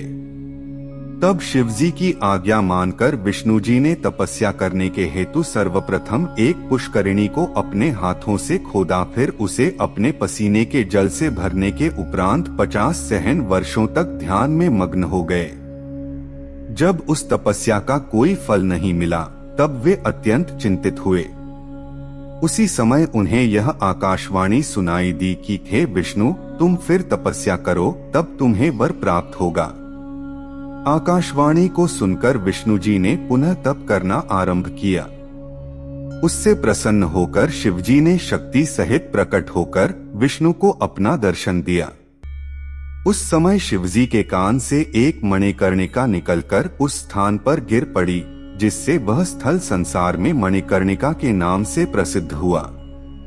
तदुपरांत जब शिवजी ने विष्णुजी से वर मांगने के लिए कहा तो विष्णुजी ने उनकी स्तुति करते हुए यह प्रार्थना की, हे प्रभु, आप मुझे अपनी अप्रमेय भक्ति का वर दीजिए तथा ऐसी कृपा कीजिए जिससे यह स्थान सर्वश्रेष्ठ पद को प्राप्त हो। शिवजी ने विष्णु की यह प्रार्थना स्वीकार करने के उपरांत कहा, हे विष्णु, तुम सृष्टि को उत्पन्न करने के हेतु पुनः तपस्या करो। विष्णुजी द्वारा बहुत समय तक दोबारा तपस्या करने पर भी शिवजी प्रसन्न नहीं हुए, क्योंकि वे कुछ और लीला करना चाहते थे। उधर तपस्या करते करते विष्णुजी के शरीर से इतना पसीना निकला कि संपूर्ण पृथ्वी जल से भर गई। उस जल को देखकर विष्णुजी अत्यंत चिंतित हुए, परंतु शिवजी की माया के कारण वास्तविक भेद को नहीं जान सके। जिस समय काशी उस जल में डूबने लगी, तब शिवजी ने उसे अपने त्रिशूल पर धारण कर ऊपर उठा लिया। उस समय शिवजी ने यह चरित्र किया कि विष्णुजी की नाभि से, जो कि तालाब के समान गहरी तथा चौड़ी थी, एक कमल उत्पन्न हुआ। वह कमल करोड़ों सूर्यों के समान प्रकाशवान था। तदुपरांत शिवजी ने अपनी दाहिनी भुजा से ब्रह्मा जी को उत्पन्न करके उस कमल के ऊपर बैठा दिया, परंतु शिवजी की माया में मोहित होने के कारण उन्हें यह ज्ञान न हो सका कि मैं किस प्रकार उत्पन्न हुआ हूँ। उस कमल पर बैठे हुए जब ब्रह्मा जी अपने जन्म के विषय में सोच रहे थे, तभी अचानक ही उन्हें यह ध्यान आया कि जहाँ से यह कमल उत्पन्न हुआ होगा, वह स्थान ही मेरी उत्पत्ति का मूल होगा। अस्तु वे उस कमल की जड़ का पता पाने के लिए कमलनाल के मार्ग द्वारा नीचे की ओर चल दिए, परंतु 100 वर्षों तक निरंतर चलने पर भी उन्हें उस कमल की जड़ का मूल नहीं मिला। उसी समय यह आकाशवाणी हुई कि तुम तपस्या करो, तब तुम्हें वास्तविक भेद का ज्ञान होगा। उस आकाशवाणी को सुनकर ब्रह्मा जी तप करने में लीन हो गए। तदुपरांत शिवजी ने अपनी लीला द्वारा विष्णु जी को सचेत करके ब्रह्मा जी के पास भेजा। जब उन्होंने ब्रह्मा जी के समीप आकर वर मांगने के लिए कहा, तब ब्रह्मा जी ने उनसे पूछा कि आप कौन हैं? उस समय विष्णु जी ने यह उत्तर दिया कि हम तुम्हारे पिता हैं और संपूर्ण सृष्टि के स्वामी हैं। यह सुनकर ब्रह्मा जी उनसे विवाद करने लगे। उसी समय शिवजी एक ज्वाला के रूप में प्रकट हुए। वह ज्वाला पृथ्वी से लेकर आकाश तक फैली हुई दिखाई दी। वे दोनों उस ज्वाला के प्रारंभिक तथा अंतिम छोर को जानने के लिए बहुत समय तक भटकते रहे, परंतु जब सफलता न मिली तो उसी कमल पुष्प पर आकर खड़े हो गए। उस समय शिवजी ने प्रसन्न होकर उन्हें अपना दर्शन दिया और यह कहा, हे ब्रह्मा तथा हे विष्णु, अब ब्रह्मा जी सृष्टि को उत्पन्न करने का कार्य करें तथा विष्णु जी उसका पालन करें। इतना कहकर शिवजी अंतर्धान हो गए। शिवजी के अदृश्य हो जाने पर विष्णु जी भी अंतर्धान हो गए। उन्होंने वैकुंठ लोक का निर्माण किया और उसी में निवास करने लगे। तदुपरांत ब्रह्मा जी ने संपूर्ण ब्रह्मांड को उत्पन्न किया। इस सृष्टि में जो 50 कोटि योजन विस्तार के 14 लोक तथा पृथ्वी के ऊपर नीचे 14 भुवन दिखाई देते हैं, वे सब ब्रह्मा जी द्वारा उत्पन्न किए हुए हैं। भगवान सदाशिव स्वयं निर्गुण रूप से सर्वत्र व्याप्त हैं तथा ब्रह्मा, विष्णु और हर उनके सगुण रूप में प्रकट होकर सांसारिक कार्यों को किया करते हैं। शिवजी के स्वरूप 2 प्रकार के कहे गए हैं, पहला अक्षर, दूसरा अक्षर। भगवान सदाशिव निर्गुण तथा सगुण रूप से सब जगह विद्यमान हैं। उनकी महिमा को कोई भी नहीं जान पाता। सभी प्राणियों को यह उचित है कि जब तक निर्गुण रूप का पूरा हाल न जान लें, तब तक सगुण रूप के जानने में लगे रहें। जो भक्त निर्गुण रूप को जान लेता है, उसके संपूर्ण पाप नष्ट हो जाते हैं। जब निर्गुण रूप का ज्ञान प्राप्त हो जाता है, तब जीव के सभी कार्य छूट जाते हैं और उसे संपूर्ण लोक ब्रह्मरूप दिखाई देने लगते हैं। यह ज्ञान अत्यंत कठिन तथा दुर्लभ है। इसे कोई कोई सत्पुरुष ही जान पाते हैं। अनेक जन्मों के अभ्यास द्वारा योगियों को यह ज्ञान बहुत अल्प मात्रा में होता है। एक दिन जब शिवजी ने संसार के कल्याण के निमित्त यह विचार किया कि ब्रह्मा ने हमारी आज्ञा द्वारा सृष्टि को तो उत्पन्न किया, ब्रह्मांड के जीव अपने कर्मों में बंधे रहकर हमारे स्वरूप को किस प्रकार जान सकेंगे, तब उन्होंने यह लीला की कि जिस काशी को उन्होंने अपने त्रिशूल पर उठा रखा था उसे पुनः पृथ्वी पर स्थापित कर दिया। तदुपरांत उन्होंने अपने लिंग अविमुक्त अर्थात विश्वनाथ को काशी में स्थापित करके यह कहा, काशी हमारा क्षेत्र है, अस्तु यह कभी प्रलयकाल में भी नष्ट नहीं होगा। इसकी उत्पत्ति हमारे अंश से हुई है, इसलिए यह हमें अत्यंत प्रिय है। जो मनुष्य इस काशी के दर्शन करेंगे वे आवागम से छूट जाएंगे और जो यहाँ की यात्रा करेंगे वे परमपद को प्राप्त हुआ करेंगे। जब हम समय पाकर प्रलय किया करेंगे उस समय इस काशी को अपने त्रिशूल पर उठाकर बचा लिया करेंगे। तदुपरांत जब ब्रह्मा पुनः सृष्टि को उत्पन्न करेंगे तब हम इसे फिर उसी स्थान पर स्थित कर दिया करेंगे। अब तुम इस काशी में निवास करके यहाँ की रक्षा करो। भगवान सदाशिव ने विश्वनाथ लिंग से यह कहकर उन्हें काशी सहित मृत्यु लोक में लाकर स्थापित कर दिया। तभी से यह काशी पापों को नष्ट करने वाली प्रसिद्ध है। विश्वनाथ ज्योतिर्लिंग समस्त प्राणियों को भवसागर से पार उतारा करता है।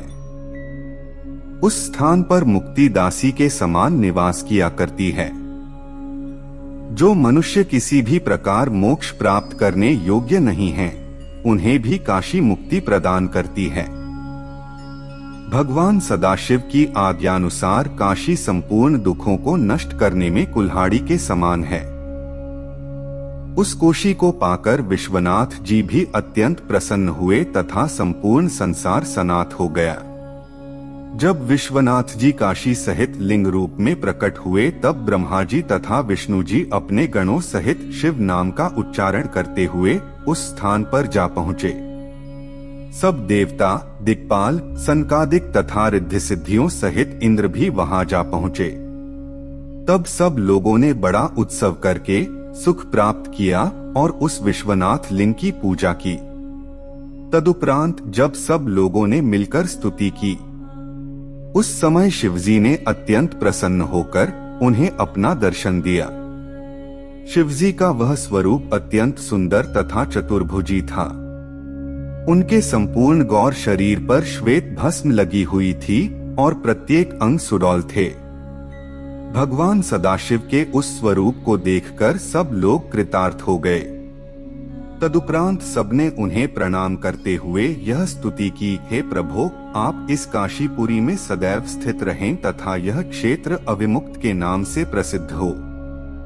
आपका यह विश्वनाथ नामक लिंग सबसे श्रेष्ठ तथा पूर्ण अंश संयुक्त है, अस्तु यह यहाँ पर सदैव स्थित रहे। सब लोगों की इस प्रार्थना को सुनकर शिवजी ने एवंस्तु कहा। शक्ति तथा नंदी ने भी सबकी इस प्रार्थना को स्वीकार किया। वह ज्योतिर्लिंग विश्वेश्वर, विश्वनाथ तथा अविमुक्त नाम से संसार में प्रसिद्ध है। उसका दर्शन, पूजन एवं स्मरण करने से संपूर्ण मनोकामनाएं सिद्ध होती हैं। तीनों लोकों में काशीपुरी के समान न तो कोई दूसरी पुरी है और न विश्वनाथ लिंग के समान अन्य कोई लिंग है। ओम नमः शिवाय। 8वां ज्योतिर्लिंग है त्र्यंबकेश्वर। गौतम ऋषि शिवजी के परम भक्त थे। वे अपने मस्तक पर भस्म लगाते, सब अंगों में रुद्राक्ष धारण करते तथा हर समय शिवजी के नाम का जप किया करते थे। वे राजा जनक के पुरोहित थे। उनकी अहिल्या नामक पत्नी परम पतिव्रता थी। जब उनके पुत्र उत्पन्न हुए तब वे अपने शिष्यों तथा परिवार सहित ब्रह्मशैल की दक्षिण दिशा की ओर जाकर एक स्थान पर तपस्या करने में संलग्न हुए।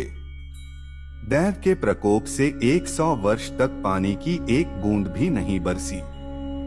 इससे संसार के सभी प्राणी व्याकुल हो गए। कोई भी वृक्ष हरा न रहा। गर्मी बढ़ जाने के कारण अधिकांश जीव जलकर भस्म हो गए। ऋषिमुनि योग धारण करके अपनी स्त्रियों सहित किसी प्रकार समय व्यतीत करने लगे। उस समय संसार को व्याकुल देखकर गौतम ऋषि ने वर्षा होने के हेतु वरुण देवता का तप करना आरंभ किया। परोपकार से बढ़कर संसार में अन्य कोई धर्म नहीं है। सज्जन पुरुषों का यह स्वभाव होता है कि वे दूसरों की भलाई के लिए अनेक प्रयत्न करते हैं तथा दूसरों को सुख पहुंचाने के लिए स्वयं कष्ट सहते हैं। अस्तु, जब गौतम ऋषि ने अहिल्या सहित अत्यंत उग्र तप किया, तब वरुण ने प्रसन्न होकर उन्हें दर्शन दिया और वरदान मांगने के लिए कहा। उस समय गौतम ने उनसे यह प्रार्थना की कि आप मेरे मनोरथ को पूर्ण करने के हेतु संसार में वर्षा कीजिए। यह सुनकर वरुण ने उत्तर दिया, हे मुनि, इसे तो केवल परमेश्वर ही पूरा कर सकते हैं। हानिलाभ, जीवन मरण, वर्षा अकाल, यश निंदा, पाप पुण्य, जय पराजय, उत्पत्ति प्रलय तथा नरक स्वर्ग आदि बातें भगवान सदाशिव के अधीन हैं। वे परब्रह्म तथा सबके स्वामी हैं। वर्षा होना या न होना भी उन्हीं की इच्छा पर निर्भर करता है। इसलिए हम तुम्हें ऐसा वरदान नहीं दे सकते। परंतु हे गौतम, एक बात यह भी आ पड़ी है कि यदि हम तुम्हें वर नहीं देते तो यह कार्य धर्म के विरुद्ध होता है। अतः अब तुम कृपा करके कोई ऐसा वर मांगो जिसे हम प्रसन्नता पूर्वक दे सकें। वरुण देवता की बात सुनकर गौतम ऋषि ने कहा, अच्छा, आप मुझे एक अक्षय जल का कुंड दे दीजिए। इससे मेरी बात भी रह जाएगी और आपका आगमन भी सार्थक रहेगा।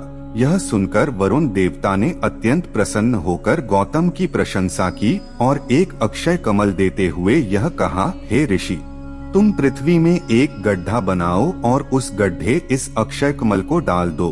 हमारी कृपा से वह गड्ढा जल से सदैव भरा रहेगा। तब वरुण की आज्ञानुसार गौतम ने पृथ्वी में एक गड्ढा खोदा। उसे जल से परिपूर्ण कर देने के उपरांत वरुण ने यह कहा, हे ऋषि, यह गड्ढा, जिसका विस्तार 1 हाथ है, परम पवित्र तीर्थ होकर तुम्हारे नाम से प्रसिद्ध होगा और सदैव जल से परिपूर्ण बना रहेगा। जो लोग इस तीर्थ की सेवा करेंगे उन्हें संपूर्ण मनोरथों की प्राप्ति होगी। इतना कहकर वरुण देवता अंतर्धान हो गए। उस समय गौतम ऋषि भी उस कुंड का जल पीकर अपनी पत्नी सहित अत्यंत आनंदित हुए। गौतम ऋषि ने उस कुंड के समीप अपने शिष्यों द्वारा खेती कराई।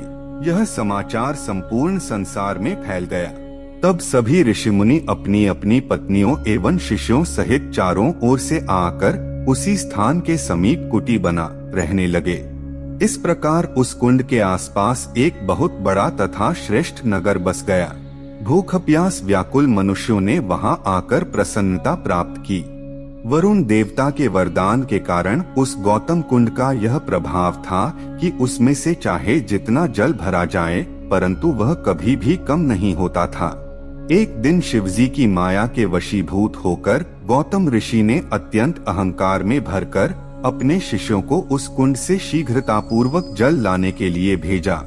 जिस समय गौतम के शिष्य उस कुंड के तट पर पहुँचे, उसी समय मुनियों की अन्य स्त्रियां भी अपने मस्तक पर घड़े रखे हुए वहां आ पहुंची। उन्होंने गौतम के शिष्यों से यह कहा कि पहले हम पानी भर लें, तब तुम बाद में भर लेना। यह सुनकर गौतम के शिष्य बिना पानी भरे ही अहिल्या के पास लौट गए और उनसे यह कहने लगे कि मुनियों की स्त्रियों ने हमें पानी नहीं भरने दिया है। तब अहिल्या उन शिष्यों को साथ लिए कुंड पर जा पहुंची और खड़े होकर अपने सामने शिष्यों से जल भरवाकर घर को लौट आई। यह दशा देखकर मुनियों की पत्नियां अत्यंत क्रुद्ध हो बिना पानी लिए ही अपने घर लौट गईं और अपने पतियों को रो रो कर झूठी सच्ची बातें मिलाकर सब हाल सुनाने लगी। स्त्रियों का तो स्वभाव ही झूठ बोलने का होता है। स्त्री को विष से भी अधिक भयानक समझना चाहिए।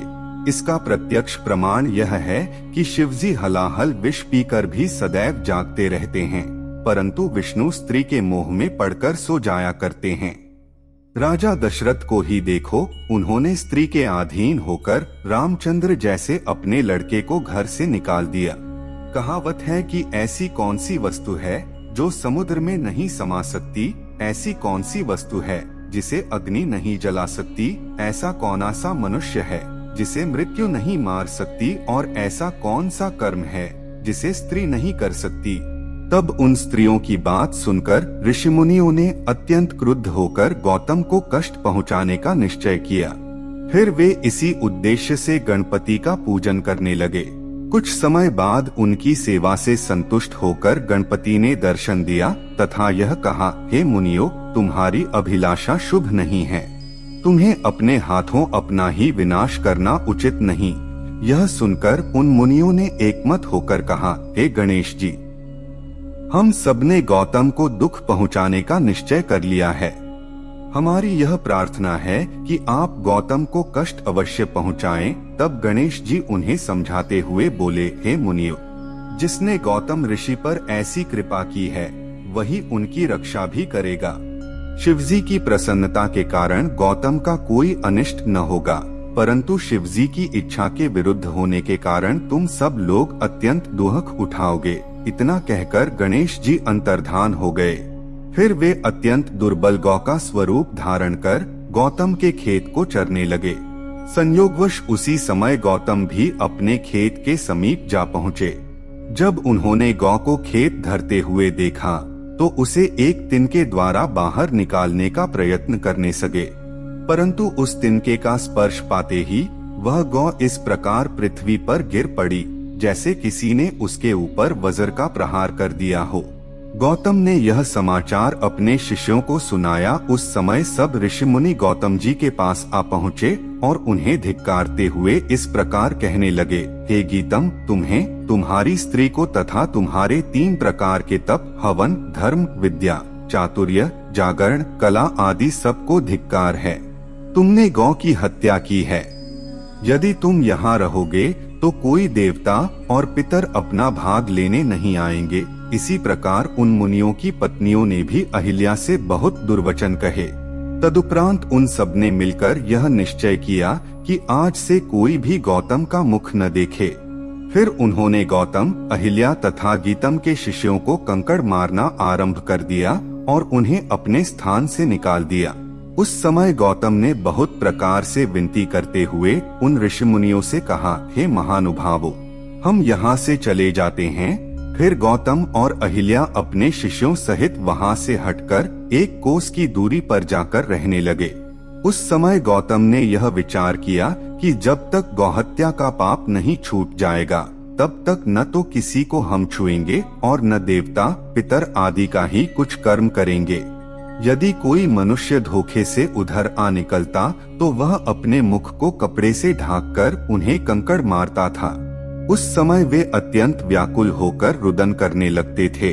इस प्रकार जब 15 दिन व्यतीत हो गए तब गौतम उन्हीं ऋषि मुनियों की शरण में गए और दूर खड़े होकर प्रणामस्तुति करने के उपरांत हाथ जोड़ इस प्रकार कहने लगे, हे ऋषि मुनियों, अब आप मुझ पर दया करके वह उपाय बताइए जिससे मेरा यह पाप नष्ट हो जाए। गौतम के इन करुण वचनों को सुनकर उन ऋषियों के हृदय में दया का संचार हुआ। तब वे इस प्रकार कहने लगे, हे गौतम, तुम्हारे शिष्यों ने हमारी स्त्रियों का अत्यंत अनादर किया था। फिर तुम्हारी पत्नी अहिल्या ने भी बहुत उपद्रव मचाया था। उसी कर्म का फल तुम्हें इस प्रकार भोगना पड़ा है। हम तुम्हें यह बताते हैं कि शिवजी संपूर्ण पापों को नष्ट करने वाले हैं। तुम सर्वप्रथम 3 दिन तक पृथ्वी पर भ्रमण करते हुए अपने पाप को उच्च स्वर से कहते फिरो।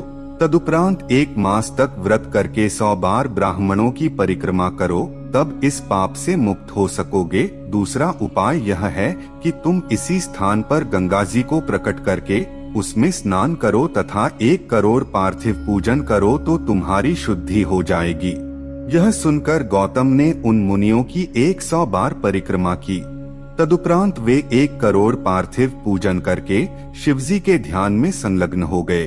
अस्तु गौतम के उस तप को देखकर शिवजी अत्यंत प्रसन्न हुए और गिरिजा अपने पुत्र तथा गणों सहित प्रकट होकर उनसे इस प्रकार कहने लगे, हे गीतम, तुम हमें अपने प्राणों से भी अधिक प्रिय हो। अब तुम्हारी जो भी इच्छा हो वह वर मांग लो। गौतम ने कहा, हे प्रभो, यदि आप मुझ पर प्रसन्न हैं तो मेरे पाप को दूर कर दीजिए। शिवजी एवंस्तु कहते हुए इस प्रकार बोले, हे गौतम, तुम्हारे साथ मुनियों ने बड़ा छल किया है तथा निरपराध होते हुए भी तुम्हें इस प्रकार दुख पहुंचाया है। अब उन्हें ऐसी हत्या लगेगी कि फिर वे कभी आनंद प्राप्त न कर सकेंगे।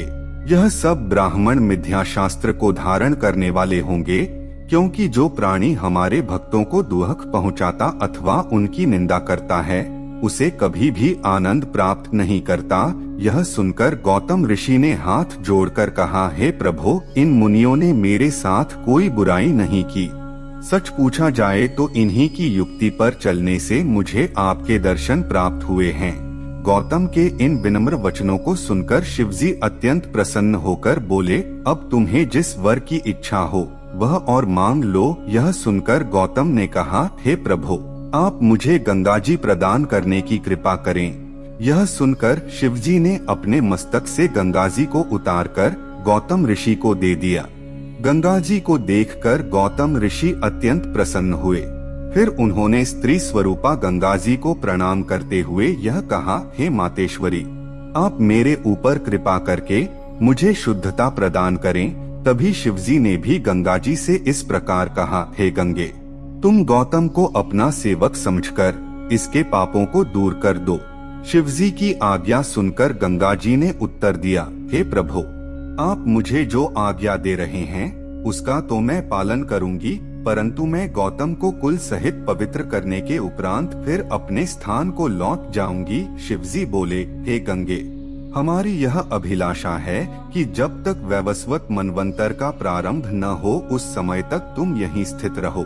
इस प्रकार शिवजी ने जब गंगा जी से बहुत कुछ कहा तथा गौतम ने भी उनकी बहुत स्तुति की, उस समय गंगा जी ने यह उत्तर दिया, हे कैलाशपति, यदि मेरी महिमा यहाँ बहुत हो और आप गिरिजा तथा अपने गणों सहित मेरे तट पर निवास करना स्वीकार करें तो मैं वैवस्वत मनवंतर के प्रारंभ तक यहीं बनी रहूंगी।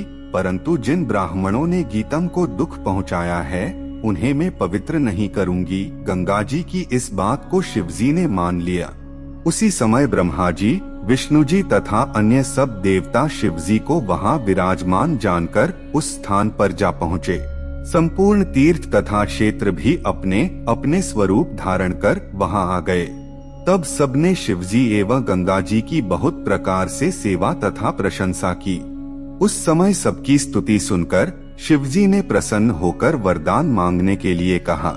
तब सबने उनसे यह प्रार्थना की कि आप अर्धांगी रूप से गंगा जी सहित यहीं विराजमान रहें। उस समय गंगा जी ने सबको संबोधित करते हुए कहा, हे देवताओं, यदि तुम हमें सर्वोपरि समझो तो हम शिवजी सहित यहीं निवास करेंगी। इस बात को सभी लोगों ने स्वीकार किया और बोले, हे गंगे, जिस समय सिंह राशि के बृहस्पति होंगे वह समय आपकी महिमा के लिए तीनों लोकों में प्रसिद्ध होगा। 12 वर्षों के बाद वह समय आने पर हम सब लोग यहाँ आकर स्नान करेंगे तथा शिवजी के दर्शन करके अपने पापों को नष्ट करेंगे। उस दिन से जब सिंह राशि पर बृहस्पति आते हैं तब सब देवता और ऋषि मुनियों सहित ब्रह्मा जी तथा विष्णु जी वहाँ जाकर गंगा में स्नान करते हैं एवं शिवजी का पूजन करते हैं।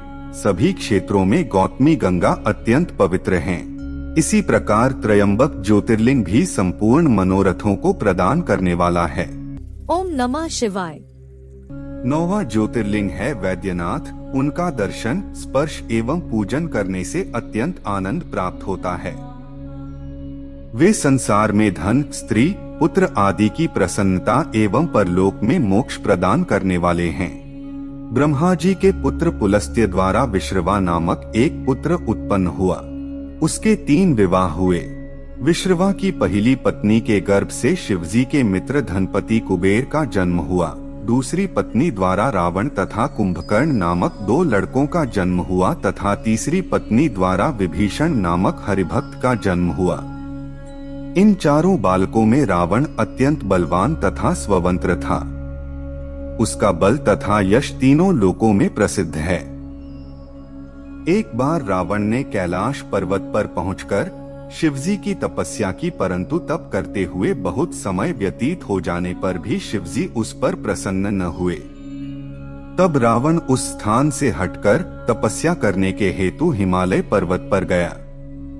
वहां वह पर्वत की दाहिनी ओर एक स्थान पर बैठकर पुनः उग्र तप करने में प्रवृत्त हुआ, परंतु तब भी शिवजी ने उसे दर्शन देने की कृपा नहीं की।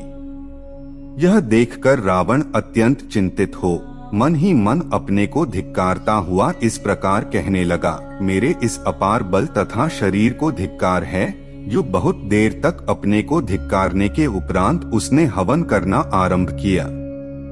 जब उससे भी शिवजी प्रसन्न न हुए, तब रावण ने यह निश्चय किया कि अब मुझे अपना शरीर अग्नि की भेंट देना चाहिए। वह अपने 10 मस्तकों में से एक एक मस्तक को काटकर अग्नि में हवन करने लगा।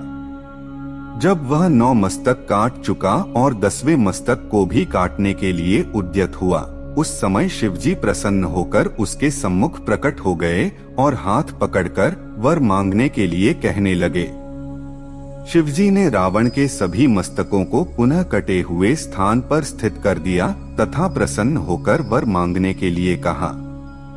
उस समय रावण ने अत्यंत आनंद मग्न हो हाथ जोड़कर प्रार्थना करते हुए यह कहा, हे प्रभो, मैं अत्यंत पराक्रमी होना चाहता हूँ तथा यह चाहता कि आप मेरे नगर में चलकर निवास करें।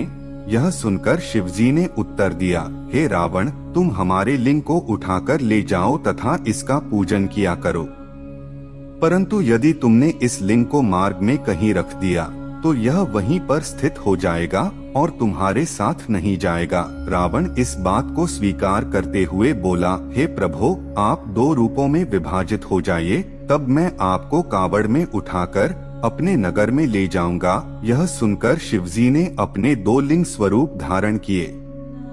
रावण उन दोनों शिवलिंगों को कावड़ में दोनों ओर रखकर ले चला।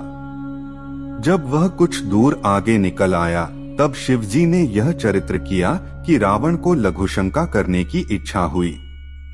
उस समय रावण अत्यंत व्याकुल हुआ और यह सोचने लगा कि यदि कोई व्यक्ति यहाँ मिल जाए और कुछ देर के लिए इस कावड़ को उठाए रहे तो मैं लघुशंका निवारण कर लूं। उसी समय वहां उसे एक गौ चराने वाला दिखाई दिया। रावण ने उससे यह प्रार्थना की कि तुम कुछ देर के लिए इस कावड़ को अपने कंधे पर उठाए रहो, जिससे मैं लघुशंका कर लूं। यह सुनकर चरवाहे ने उत्तर दिया, हे रावण, मैं 2 घड़ी तक इस कावड़ को लिए रहूंगा, परंतु इस समय के भीतर ही यदि तुमने कावड़ को न ले लिया तो मैं इसे पृथ्वी पर रख दूंगा। रावण ने अहीर की यह बात स्वीकार कर ली। तदुपरांत वह उसे कावड़ देकर स्वयं लघुशंका करने बैठ गया। उस समय शिवजी ने अहंकार को नष्ट करने वाली अपनी माया को प्रकट करके रावण का मूत्र इतना अधिक बढ़ाया कि उससे एक तालाब भर गया। उधर वह कावड़ भी इतनी अधिक भारी हुई कि चरवाहा उसे अधिक देर तक उठाए न रह सका तथा उसे पृथ्वी पर रखकर चला गया। पृथ्वी पर रखे जाते ही वे दोनों लिंग अपने अपने स्थान पर दृढ़ता पूर्वक जम गए। तदुपरांत जब रावण लघुशंका करके उठा और उनके समीप आकर कावड़ को उठाने का प्रयत्न करने लगा, तो वे बल लगाने पर भी अपने स्थान से नहीं हटे। यह देखकर रावण निराश हो अपने अंगूठे द्वारा उन दोनों लिंगों को पृथ्वी में दबाकर लौट आया। उसी समय से वे दोनों लिंग अपने अपने स्थान पर स्थित हैं। जो लिंग कावड़ के अगले भाग में था, वह गोकर्ण क्षेत्र में स्थित होकर चंद्रभाल के नाम से प्रसिद्ध हुआ। उसकी महिमा का वर्णन पहले किया जा चुका है। जो लिंग कावड़ के पिछले भाग में था, वह बैद्यनाथ के नाम से संसार में प्रसिद्ध हुआ, जो चिताभूमि में स्थित है। यह बैद्यनाथ नामक ज्योतिर्लिंग अत्यंत आनंद प्रदान करने वाला है। जब रावण उन लिंगों को छोड़कर चला गया, तब विष्णु जी, ब्रह्मा जी तथा अन्य सब देवताओं ने उन स्थानों पर पहुंचकर शिवलिंगों की पूजा की। तदुपरांत उन्होंने बैद्यनाथ जी की स्तुति करते हुए इस प्रकार कहा, हे प्रभु, आप हम सबके ऊपर प्रसन्न हो तथा हमें अपना दर्शन देकर कृतार्थ करने की कृपा करें। इस प्रार्थना को स्वीकार कर शिवजी उस लिंग द्वारा उसी समय प्रकट हुए तथा वर मांगने के लिए कहने लगे। उस समय सबने उनकी अत्यंत प्रार्थना करते हुए यह कहा, हे स्वामी, आप हम लोगों को अपनी भक्ति प्रदान करें तथा कृपा पूर्वक सदैव यहीं स्थित रहे। आप मनुष्यों को वैद्य के समान आनंद प्रदान करने वाले हैं। अस्तु, आपका नाम वैद्यनाथ है। ओम नमः शिवाय। 10वां ज्योतिर्लिंग है नागेश ज्योतिर्लिंग। प्राचीन काल में दारुका नामक एक राक्षसी ने भगवती गिरिजा की बड़ी सेवा की। तब गिरिजा ने प्रसन्न होकर उसे अपना दर्शन दिया तथा वरदान मांगने के लिए कहा। उस समय दारुका यह बोली, भगवती, आप मुझे एक ऐसा नगर दीजिए जिसमें मैं अपने पतिसहित निवास किया करूं। मैं जहां कहीं भी जाऊं, वह नगर भी मेरे साथ वहीं जाए तथा आप मेरी सदैव रक्षा किया करें। यह सुनकर गिरिजाजी एवं स्तु कहकर अंतर्धान हो गयीं।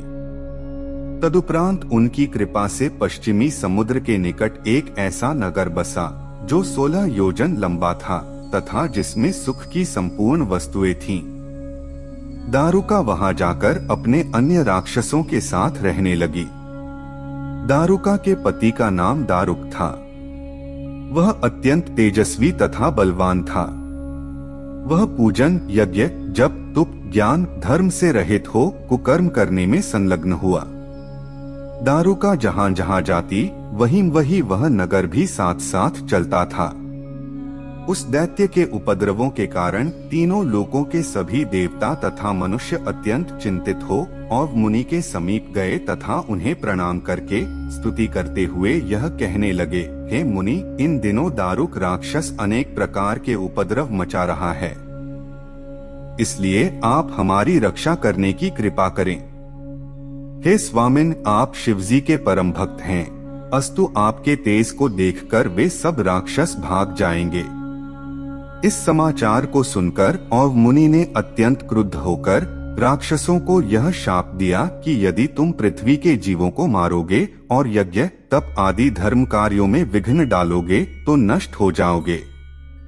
इस प्रकार शाप देकर और मुनि तो अपने ध्यान में फिर स्थित हो गए तथा सब देवता राक्षसों से युद्ध करने की तैयारी करने लगे। जिस समय राक्षसों ने और मुनि के इस शाप का समाचार सुना तो वे अत्यंत चिंतित हुए। उस दारुका राक्षसी ने उन सबको धैर्य बंधाते हुए यह कहा कि गिरिजाजी के वरदान के कारण मैं जहाँ जाऊंगी वहीं यह नगर भी मेरे साथ जाएगा। अस्तु, हम लोग ऐसे स्थान पर चलें जहाँ मुनि के शाप का कोई प्रभाव न हो सके। इस बात को सुनकर वे सब राक्षस समुद्र में जाकर रहने लगे। वहां वे यह करते कि यदि कोई मनुष्य नाव पर बैठा हुआ उधर पहुंच जाता तो उसे पकड़कर बंदी गृह में डाल दिया करते थे। एक दिन वे बहुत सी नावों को पकड़कर अपने नगर में ले गए। उन नावों का एक यात्री शिवजी का परम भक्त था। वह शिवजी का पूजन किए बिना जल भी ग्रहण नहीं करता था। अस्तु, जब राक्षसों द्वारा उसे भी बंदी लिया गया तो वह बंदी गृह में पहुंचकर अन्य सब लोगों से भी पार्थिव पूजन कराने लगा। उसने सबको मानसी पूजन का उपदेश कर पंचाक्षरी मंत्र की दीक्षा दी। उसकी सम्मति के अनुसार सब बंदी भगवान सदाशिव का ध्यान धरते हुए पार्थिव पूजन करने लगे। इस प्रकार जब उन्हें 6 महीने व्यतीत हो गए तो एक दिन शिवजी ने उन पर दयालु होकर एक चरित्र किया। वह चरित्र यह था कि एक दिन एक राक्षस ने उन बंदियों को शिवलिंग का पूजन करते हुए देखा। तब उसने दारुक के पास पहुंचकर यह समाचार कह सुनाया। दारुक इस वृत्तांत को सुनते ही बंदियों के पास आया और शिवजी के भक्त को भय दिखाते हुए यह कहने लगा कि मुझे सत्य बता कि तू यहाँ बैठकर कौन सा कर्म कर रहा है। यदि तूने मुझे नहीं बताया तो मैं तुझे जान से मार डालूंगा। यह सुनकर जब उस शिव भक्त ने कुछ भी बताने से मना किया तब दारुक ने अपने राक्षसों को यह आज्ञा दी कि तुम इस मूर्ख को मार डालो।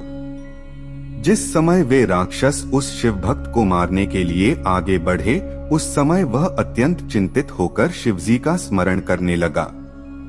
तभी शिवजी गिरिजा सहित उसी समय लिंग मूर्ति से प्रकट हो गए। शिवजी के दर्शन पाते ही उस शिव भक्त ने, जो कि वैश्यपति के नाम से प्रसिद्ध था, अत्यंत प्रसन्न होकर स्तुति की।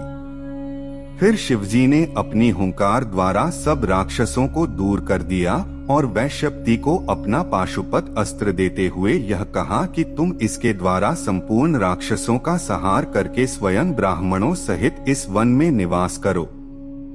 अब यहाँ कोई भी राक्षस नहीं रह पाएगा।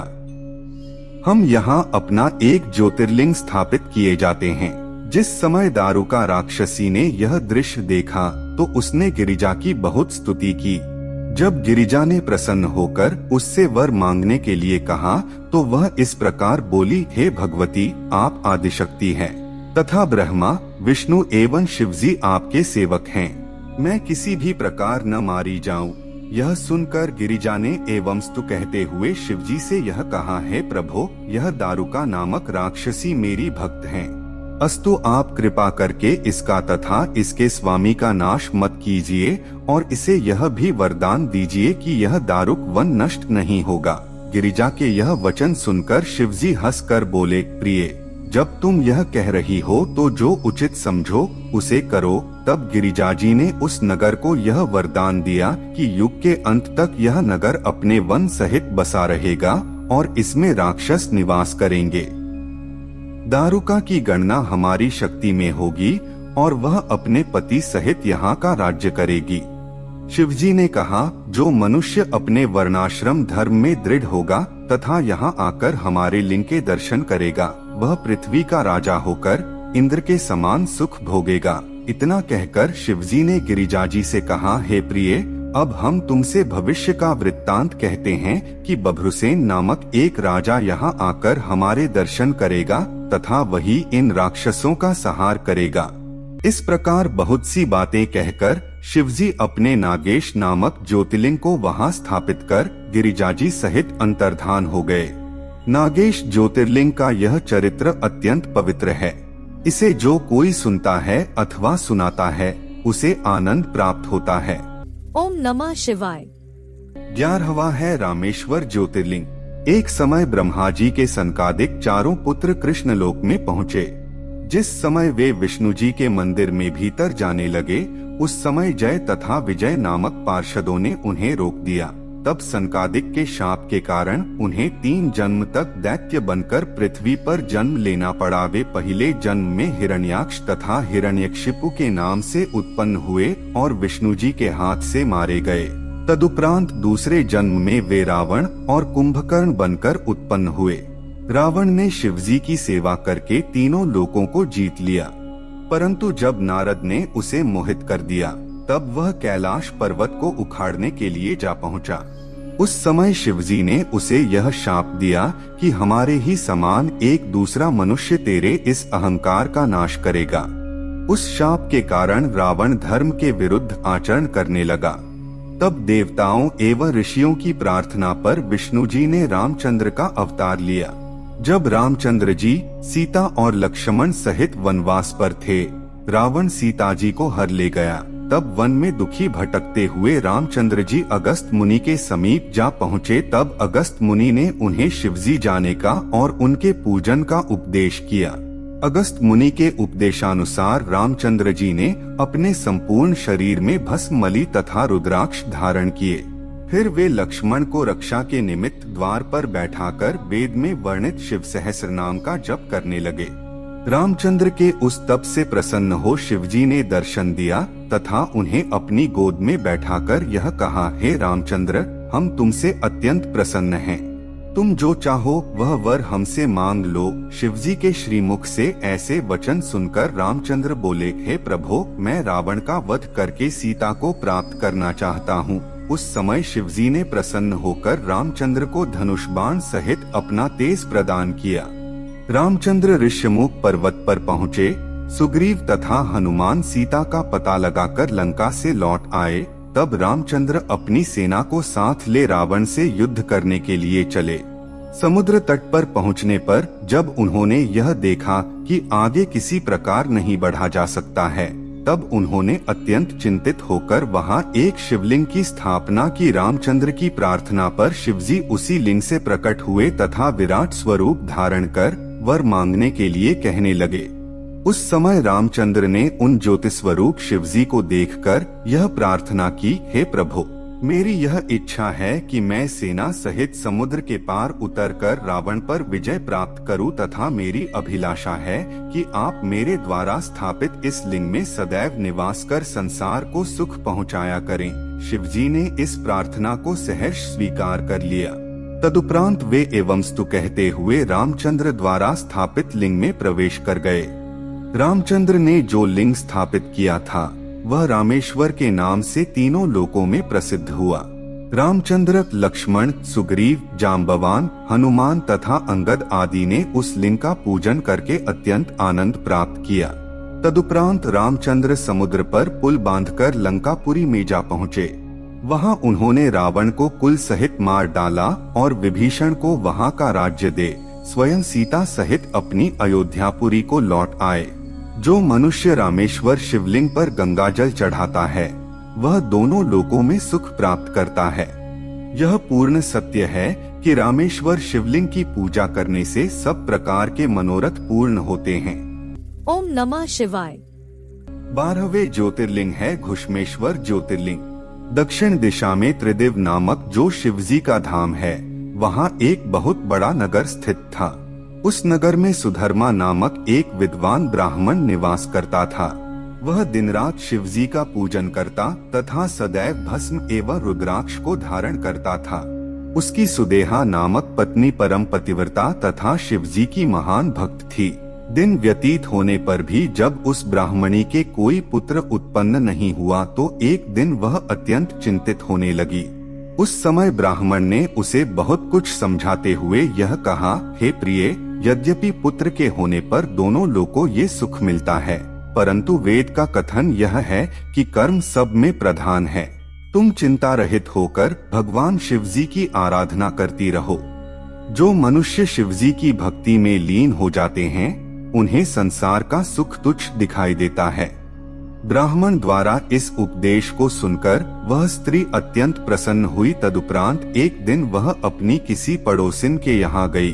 वहाँ किसी विषय पर विवाद छिड़ गया। तब एक स्त्री ने ताना देते हुए यह कहा, अरे तू पुत्रहीन होने पर भी इतना अहंकार क्यों करती है? पुत्र के बिना न तो मुक्ति मिलती है और न ज्ञान ही फलदायक हो सकता है। उन स्त्रियों की बात सुनकर ब्राह्मणी अत्यंत लज्जित हो अपने घर लौट आई और पति के चरणों में गिरकर सब वृत्तांत सुनाती हुई यह कहने लगी, हे स्वामी, या तो मुझे पुत्र दीजिए अन्यथा मैं जीवित नहीं रहूंगी। इस बात को सुनकर ब्राह्मण ने उसे बहुत समझाया कि तुम पुत्र के लिए इस प्रकार चिंता मत करो तथा शिवजी की भक्ति त्याग कर संसारी सुख में संलग्न होने का प्रयत्न न करो। परंतु वह किसी भी प्रकार संतुष्ट न हुई, निरंतर पुत्र की ही मांग करती रही। तब उसके हठ को देखकर ब्राह्मण ने दुखी होकर शिवजी का ध्यान किया। फिर उसने अपनी स्त्री के सामने 2 फूल रखे।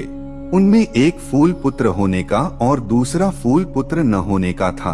उन फूलों को सामने रखने के उपरांत ब्राह्मण ने सुदेहा कहा, हे प्रिय, तुम इन दोनों फूलों में से कोई एक फूल उठा लो। यह सुनकर ब्राह्मणी ने उस फूल को उठाया जो पुत्र न होने का था।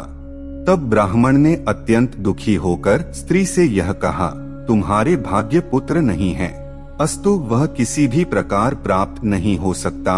यह सुनकर स्त्री बोली, हे पति, आप पुत्र की प्राप्ति के लिए दूसरा विवाह कर लीजिए, मैं उसकी सेविका बनकर घर में रहूंगी। यद्यपि ब्राह्मण ने दूसरा विवाह करने का बहुत विरोध किया, परंतु ब्राह्मणी ने उसे विवश करके दूसरा विवाह करा दिया। दूसरी स्त्री जो आई उसका नाम घुश्मा था। वह अपने पति की आज्ञानुसार प्रतिदिन 1 सहस्र पार्थिव बनाकर उनका पूजन करने लगी। इस प्रकार जब कुछ समय व्यतीत हुआ तो शिवजी की कृपा से उसने एक पुत्र को जन्म दिया। उस बालक के होने पर ब्राह्मण तथा उसकी दोनों पत्नियों को अत्यंत आनंद हुआ। यथाविधि जातकर्म आदि करने के उपरांत बहुत उत्सव मनाए गए। जब घुष्मा ने पुत्र को जन्म दिया तो सब लोग उसकी प्रशंसा करने लगे। उसके विपरीत ब्राह्मण की पहली पत्नी सुदेहा की सर्वत्र निंदा होने लगी। तब वह अपनी सौत के पुत्र को स्नेह करने के स्थान पर घृणा करने लगी और उसे देख देख कर जलने लगी। वह उसे खूब मारने तथा अनेक प्रकार के कष्ट पहुंचाने लगी। यद्यपि ब्राह्मण अपनी दोनों पत्नियों को एक दृष्टि से देखता था और घुष्मा भी यह कहती थी कि यह पुत्र मेरा नहीं अपितु तुम्हारा ही है, परंतु फिर भी सुदेहा का दुख दूर नहीं होता था। सोतिया डाह महाभयानक कहा गया है, इसलिए बुद्धिमान पुरुष को चाहिए कि दूसरा विवाह कभी न करे, विशेषकर उस स्थिति में जब उसकी पहली पत्नी जीवित हो तथा उसके संतान भी हो। अस्तु जब वह लड़का बड़ा हो गया और उसका विवाह भी हो गया, तब सुदेहा की ईर्ष्या और अधिक बढ़ गई। यद्यपि उस लड़के की पत्नी सुदेहा की अधिक सेवा किया करती थी, तो भी वह उसके प्रति निरंतर कठोर वचनों का ही प्रयोग किया करती थी। अंत में एक दिन सुदेहा ने यह विचार किया, जब तक मैं इस लड़के को मार नहीं डालूंगी तब तक मेरा दुख दूर नहीं होगा। संसार में ऐसा कोई कर्म नहीं है जिसे स्त्री न कर सके। अस्तु एक दिन अवसर पाकर सुदेहा ने अपनी सौत के लड़के को मार डाला तथा उसका सिर काट कर वहां डाल दिया जहां घुष्मा शिवजी के पार्थिव लिंगों को पूजन के उपरांत डाल दिया करती थी। प्रातः काल होने पर जब लोगों ने उस लड़के के अंगों को छिन्न भिन्न देखा तो संपूर्ण नगर में इस बात की चर्चा होने लगी कि सुदेहा ने अपने सौतेले लड़के को मार डाला है।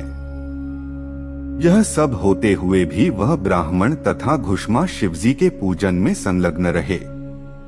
वे अपने स्थान से तनिक भी नहीं हटे। जब पूजन समाप्त हो चुका तब उन्होंने अपने लड़के की ऐसी अवस्था देखी, तब भी केवल यही कहा कि शिवजी ही हमारे रक्षक हैं, अस्तु उनकी जो इच्छा होती है वही कार्य हुआ करते हैं। इस संबंध में हम लोगों को चिंता करने की कोई आवश्यकता नहीं है। अस्तु घुष्मा ने प्रतिदिन के नियमानुसार पार्थिवों को उसी स्थान पर डाल दिया जहां उसके लड़के का मस्तक कटा हुआ पड़ा था। इस प्रकार वह शिवजी की भक्ति में पूर्णतः दृढ़ रही तथा किसी भी प्रकार अपने मन में खेद नहीं किया। उसकी ऐसी भक्ति तथा दृढ़ता को देखकर शिवजी तुरंत प्रकट हो गए और घुष्मा से इस प्रकार बोले, हे घुष्मा, हम तुमसे अत्यंत प्रसन्न हैं, तुम इच्छानुसार वर मांग लो। तुम्हारे लड़के का जिसने वध किया है उसे हम अपने त्रिशूल से मार डालेंगे। यह सुनकर घुष्मा ने उन्हें प्रणाम करते हुए उत्तर दिया, हे प्रभो, जिसने यह पाप किया है वह स्वयं अपने पाप का फल पाएगी, आप किसी का वध न करें।